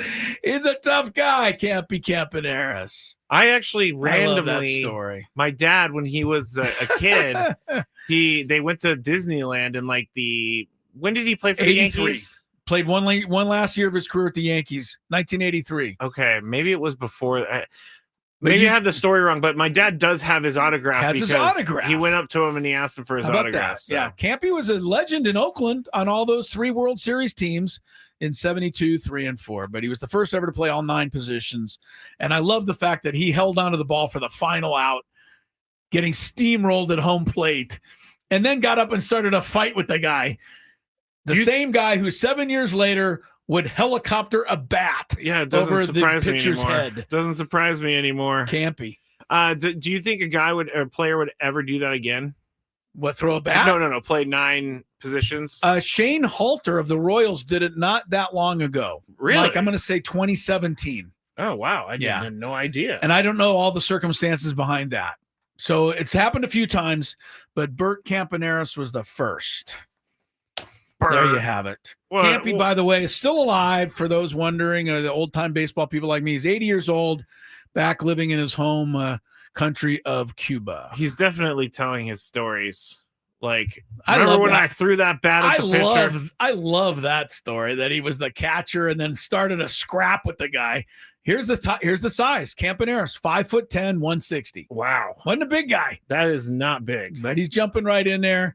Full name, Dagoberto Campaneris. Oh, I like that. Dagoberto.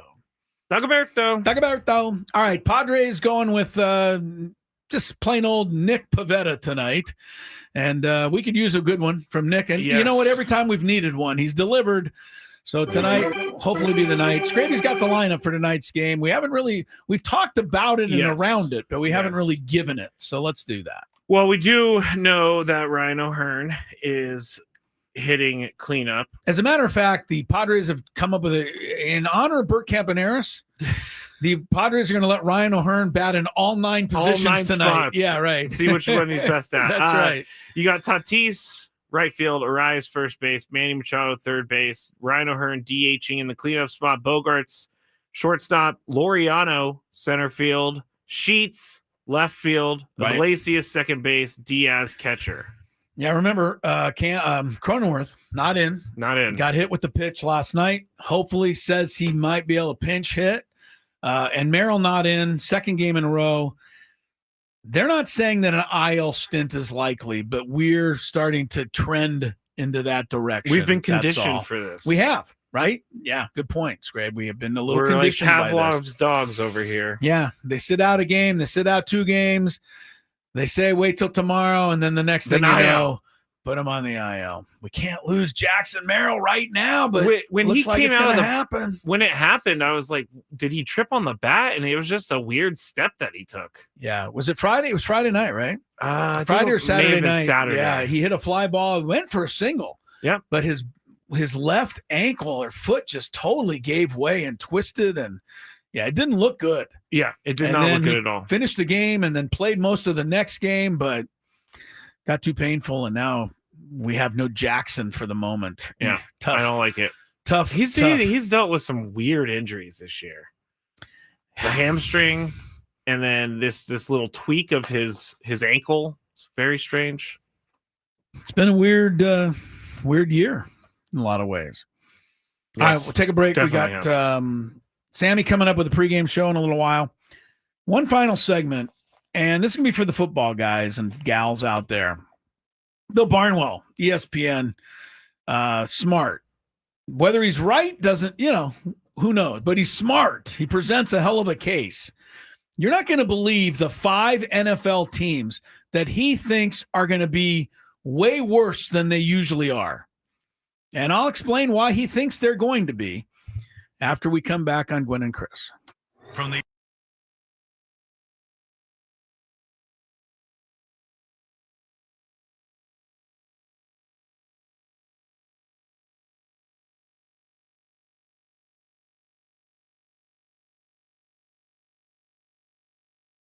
All right, it's time for the Beaver Nuggets. So the story is somehow Buc-ee's got brought up. I think Frank brought it up. Yes.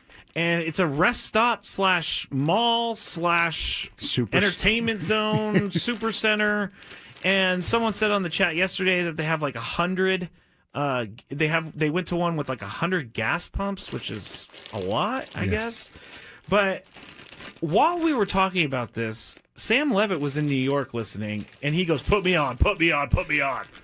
And so we put him on, and he's talking about how much he loves Buc-ee's. And so we got into the conversation, and it ended up being about the Beaver Nuggets. And so I had to order them because I find the name Beaver Nuggets very gross. I find it gross. But we're going to go with this. It's kind of like a Cheeto / a corn pop. It's like a cheese doodle. A cheese doodle. And we're going to eat them right now. I don't think these are bad, but here we go.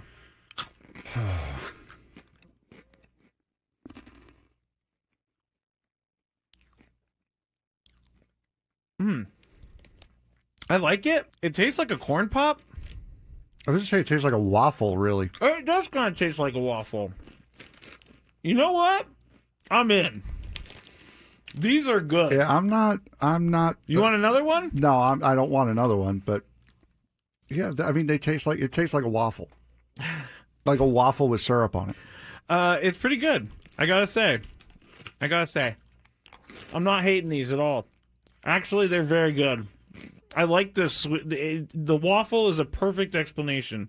If you've ever had, I'm sorry, I'm talking on the microphone with food in my mouth. But if you've ever had a what is it? A Lay's potato chip that's waffle flavor. It's kind of like that.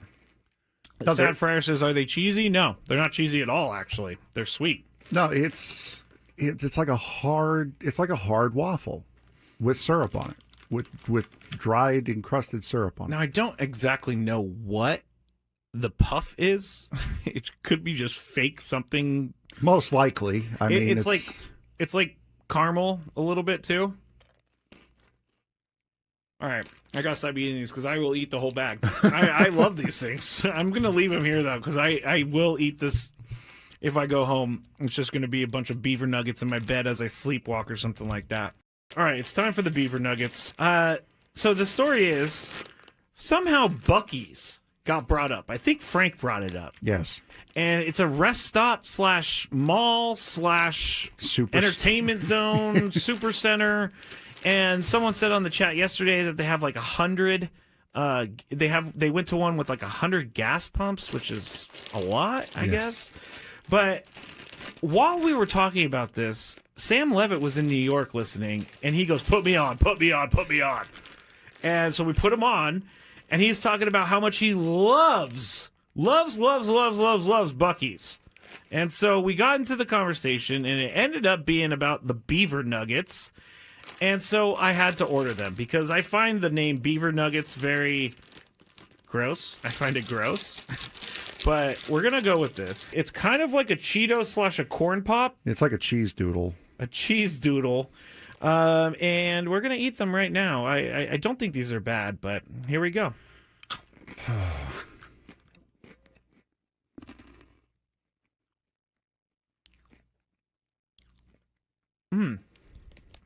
I like it. It tastes like a corn pop. I was going to say it tastes like a waffle, really. It does kind of taste like a waffle. You know what? I'm in. These are good. Yeah, I'm not. You want another one? No, I don't want another one. But yeah, I mean, it tastes like a waffle, like a waffle with syrup on it. It's pretty good. I gotta say, I'm not hating these at all. Actually, they're very good. I like this. The waffle is a perfect explanation. If you've ever had, I'm sorry, I'm talking on the microphone with food in my mouth. But if you've ever had a, what is it? A Lay's potato chip that's waffle flavor. It's kind of like that. Sad Fryer says, "Are they cheesy?" No, they're not cheesy at all. Actually, they're sweet. No, it's like a hard waffle with syrup on it, with dried encrusted syrup on it. Now I don't exactly know what the puff is. It could be just fake something. Most likely. I mean, it's like caramel a little bit too. All right, I gotta stop eating these because I will eat the whole bag. I love these things. I'm gonna leave them here though because I will eat this if I go home. It's just gonna be a bunch of beaver nuggets in my bed as I sleepwalk or something like that. All right, it's time for the beaver nuggets. So the story is somehow Buc-ee's got brought up. I think Frank brought it up. Yes. And it's a rest stop / mall / entertainment zone, super center. And someone said on the chat yesterday that they have like 100. They went to one with like 100 gas pumps, which is a lot, I guess. But while we were talking about this, Sam Levitt was in New York listening, and he goes, "Put me on, put me on, put me on." And so we put him on, and he's talking about how much he loves Buc-ee's. And so we got into the conversation, and it ended up being about the beaver nuggets. And so I had to order them because I find the name Beaver Nuggets very gross. I find it gross. But we're going to go with this. It's kind of like a Cheeto / a corn pop. It's like a cheese doodle. A cheese doodle. And we're going to eat them right now. I don't think these are bad, but here we go.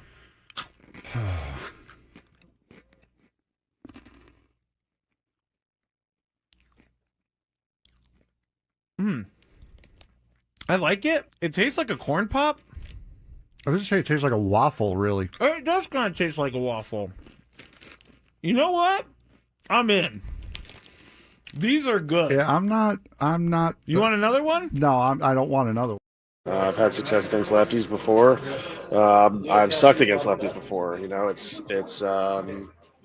just part of the game, and I think I'm always striving to get better in all areas of my game, and doing that against lefties is definitely at the top of my list. Ryan O'Hearn, it's his show. We're just kind of keeping the seat warm for him. I really hope this is just him blasting off and leading the Padres to the World Series, and I don't care. I just want them to win. So do I. He did hit the home run last night, but it did not help them.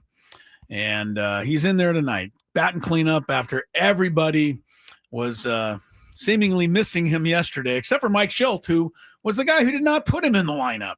Well, I don't wondering. Know why nobody seems to be upset at Mike Schilt.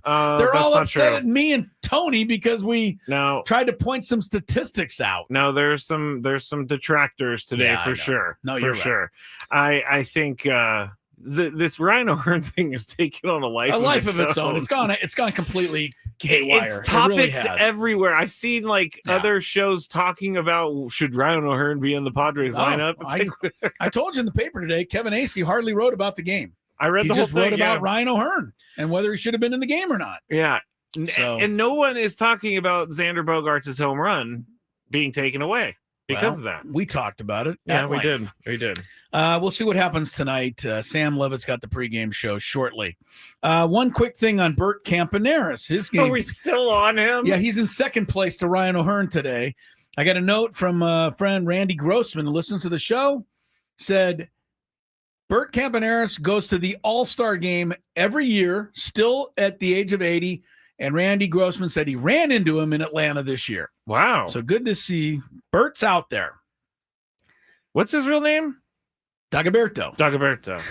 I like that better than Bert. You like Dagoberto? Yes. All right. This hour on 97.3 The Fan is brought to you by Staples. Calling all parents and teachers at Staples, your back-to-school budget is officially saved by the button, the easy button, with supplies as low as 25 cents, plus laptops up to 40% off and more deals on top brands and trending styles. Find it all at Staples. That was easy. Chris, real quick, I was walking the dogs today. Aha, Lucky getting the who's I don't know the name of the other dog, or do I? Kelly, your parents' dog. Yeah, Kelly and Corky. Kelly. All right, got 2 of them. Oh yeah, 3 total. I am a dog walker guy. All right. The schools have started around me, and it was a disaster this morning trying to get those dogs through a bunch of kids that were waiting on the corner, trying to walk across the street. Mm-hmm. It was a disaster. I love when school's in, but I also hate when school's in. Okay. Thank you for allowing me to say that. You're welcome. Bill Barnwell does good stuff, I think, on ESPN. And again, he's not always right, but I think he presents a really excellent case and gets you to think about some stuff. And this caught my eye, so I wanted to pass it along. These are 5 NFL teams that he believes have a chance to be a lot worse this year. Okay. The Lions. Well, maybe we'll get to them. But first up, the Kansas City Chiefs. Whoa. Now, that's a team that has been to the AFC title game 7 years in a row. It's almost weird to even think I know, it. but here's his thinking, and I'm going to tell you this. You're going to remember this now that I bring it up. The Chiefs were a ridiculous 10-0 last year in games decided by 1 score. Yep. They beat the Ravens because the guy stepped on the end line. They beat the Bengals because a 29-yard pass interference penalty set up the winning field goal. They beat the Falcons because there should have been pass interference against Kyle Pitts at the end of the game. Mm-hmm. They beat Tampa Bay because Baker Mayfield tied the game, but Todd Bowles wouldn't go for 2, and they lost in overtime. They beat the Broncos because Casey blocked a 35-yard field goal to preserve the win. On it goes. There's about 5 more games. Remember the game against the Chargers when the Casey guy kicked the ball and it bounced off the uprights and in for the win? That is right. It was all night long. The game against the Raiders where the official said, well, I guess it wasn't really delay a game, whatever they did. Chiefs win. And then the last thing the ref said was, Chiefs win, and they ran off the field. It was just all year long. I still have never seen anything you hated so strange. Yeah, like we all were a little bit perplexed by that one. So can it happen again? I mean, that's really, I think, what Barnwell is saying here. But you know what? Of course it can happen again because they got Patrick Mahomes and they find a way to win these games. He does. No matter what we say about him, he knows how to win and he gets it done. So I don't think it's I don't think they're going to be fading and this is Barnwell. away. See, this is what Barnwell does. He digs in, he finds this stuff out. They were 10-0 last year. In Mahomes' career, they're 43-17 in 1-score games. That's incredible. That's not luck. That's Mahomes. That's what he does. Yes, he does. All right, second team that Barnwell says will be worse, the Minnesota Vikings. I'm worried about them. All right, 14-3 last year. Yeah. That's Remember, they that's didn't win the crazy. division because they were behind the Lions, but they were 14-3. Here's what Barnhill says. They were 8-1 last year in 1-score games. 8-1. So almost as good as the Chiefs. Yeah. 3 years ago, O'Connell and company went crazy in the 1-score games and then ended up losing the playoff to the Giants. Remember that? Yep. Last year, or 2023, they went 4-8 in 1-score games and they fell off the map. Yep. And then last year, the magic happened again. Yes. So Barnwell's thinking, look out. The other thing was the Vikings were 33 turnovers forced last year, more than any other team. And what Barnhill says is it's hard to count on forcing turnovers. You know, you like to believe that a team can help force turnovers. Yeah. But I agree with Barnhill. Barnwell. A lot of times you just, yes, you pick the ball off, but it's got to be a bad throw, a tip pass. Guy loses the fumble that, on a hit, the helmet happens to hit the ball. I think there's a lot of luck in turnovers. And usually teams that get a lot don't always get them back. But there are also those teams that are really good at punching the ball out.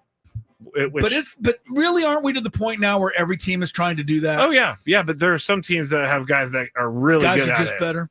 All right, well, that's his contention.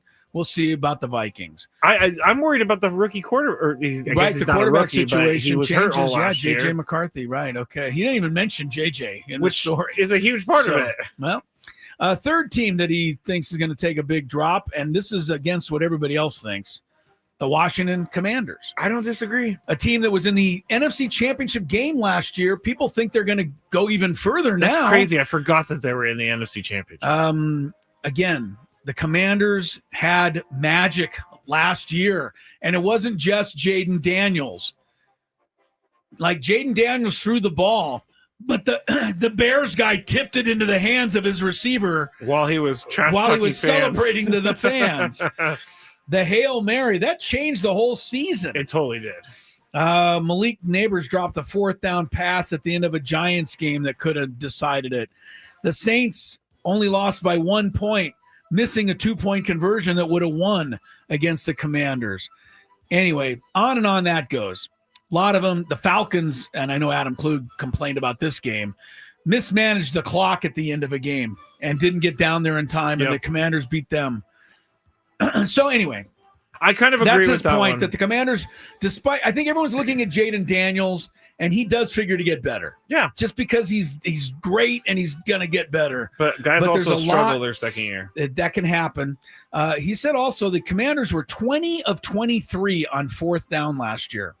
Wow. Can you believe that? That's crazy. That was 87%. It was 20% better than any other team. I was going to say, the Lions go for too many, so I don't think that their percentage was very good. You know, Barnwell says, can they keep that going? He says they scored 115 points on those drives last year. All right. Anyway, that's I all don't things disagree to with think that about. either. Another team that he says is going to get worse is the Colts. Now, the Colts weren't good to begin with. Yeah, they were 8-9. Yeah. But he points out the fact that 7 of their wins last year came against teams who had a combined record of 32-87. Ooh. They beat the dregs of the league. The only decent win they had was Steelers, and they did that with Russell Wilson injured and the backup playing. They beat Miami with Tim Boyle at quarterback. They beat the Titans with Mason Rudolph in. They beat the Giants with Drew Lock in. Like, every game they won was a backup quarterback. So that's all he's saying there, that the Colts shouldn't even have won 8 and that they're going to be worse this year. If you missed it today, Daniel Jones will be the starter in Game 1. Anthony Richardson is getting ready to try and find another job, according to his agent. Yeah. Final team that's going to be worse this year. I don't even want to know. Going to be so happy, Skraby. The Lions. Yeah! You hate the Lions. He says the Lions... He says, look, the Lions have a stronger case than most to be considered dominant again. He starts with that. But his point on the Lions is that they were the easily healthiest team in the NFL last year on offense. Their starting 11 players total missed 10 games. Wow. I mean, Miami had 10 guys miss 10 games. That's pretty incredible, I got to say. So you stay that healthy, especially on the offensive line. You're blowing everybody off the ball. Everybody's in tune week after week after week after week. That's his point. No way they can stay that healthy again. And they lost by surprise retirement. They're all-pro center, right? What's his name? Ragnow. Yeah, retired. 29 years old, called it quits. The guards have switched positions. They're trying to fix the middle of the line. The Lions blew people off the ball, gave Goff time all year to throw. Nobody ever got hurt. His point is, don't count on it happening again. So that's all. I like Bill Barnwell. Well, he brings up, at least he gives you something to think about. Again, he's not saying that it's guaranteed, but he's just trying to point it out. I'll tell you another team that's going to be horrible this year, and that's my team. I knew you were going to say I've that. had it with them. I read you the story yesterday about the Lions dominating their scrimmage last week against the Dolphins so much that people were like posting podcasts and emergency reports. People were saying, I've been in the league for 30 years. I've never seen one team dominate another. I saw Tua and Mike McDaniel said it was kind of unfortunate that we played that poorly. Like, kind of unfortunate. They acknowledged it. I don't think McDaniel's going to make it through the year. I don't think so either. I don't think he's going to make it through the year. There's no way Tua's not going to get hurt. And if you're going to tell me Zach Wilson going to win a game for you, This is not going to happen. He's terrible. I watched him last week in the he can't hit an open receiver ever. Even when he completes a pass, the guy's reaching behind him or up here or down over there. With no blood pressure around him. I've heard Tyreek is going to get traded. I don't know what Tyreek's going to do.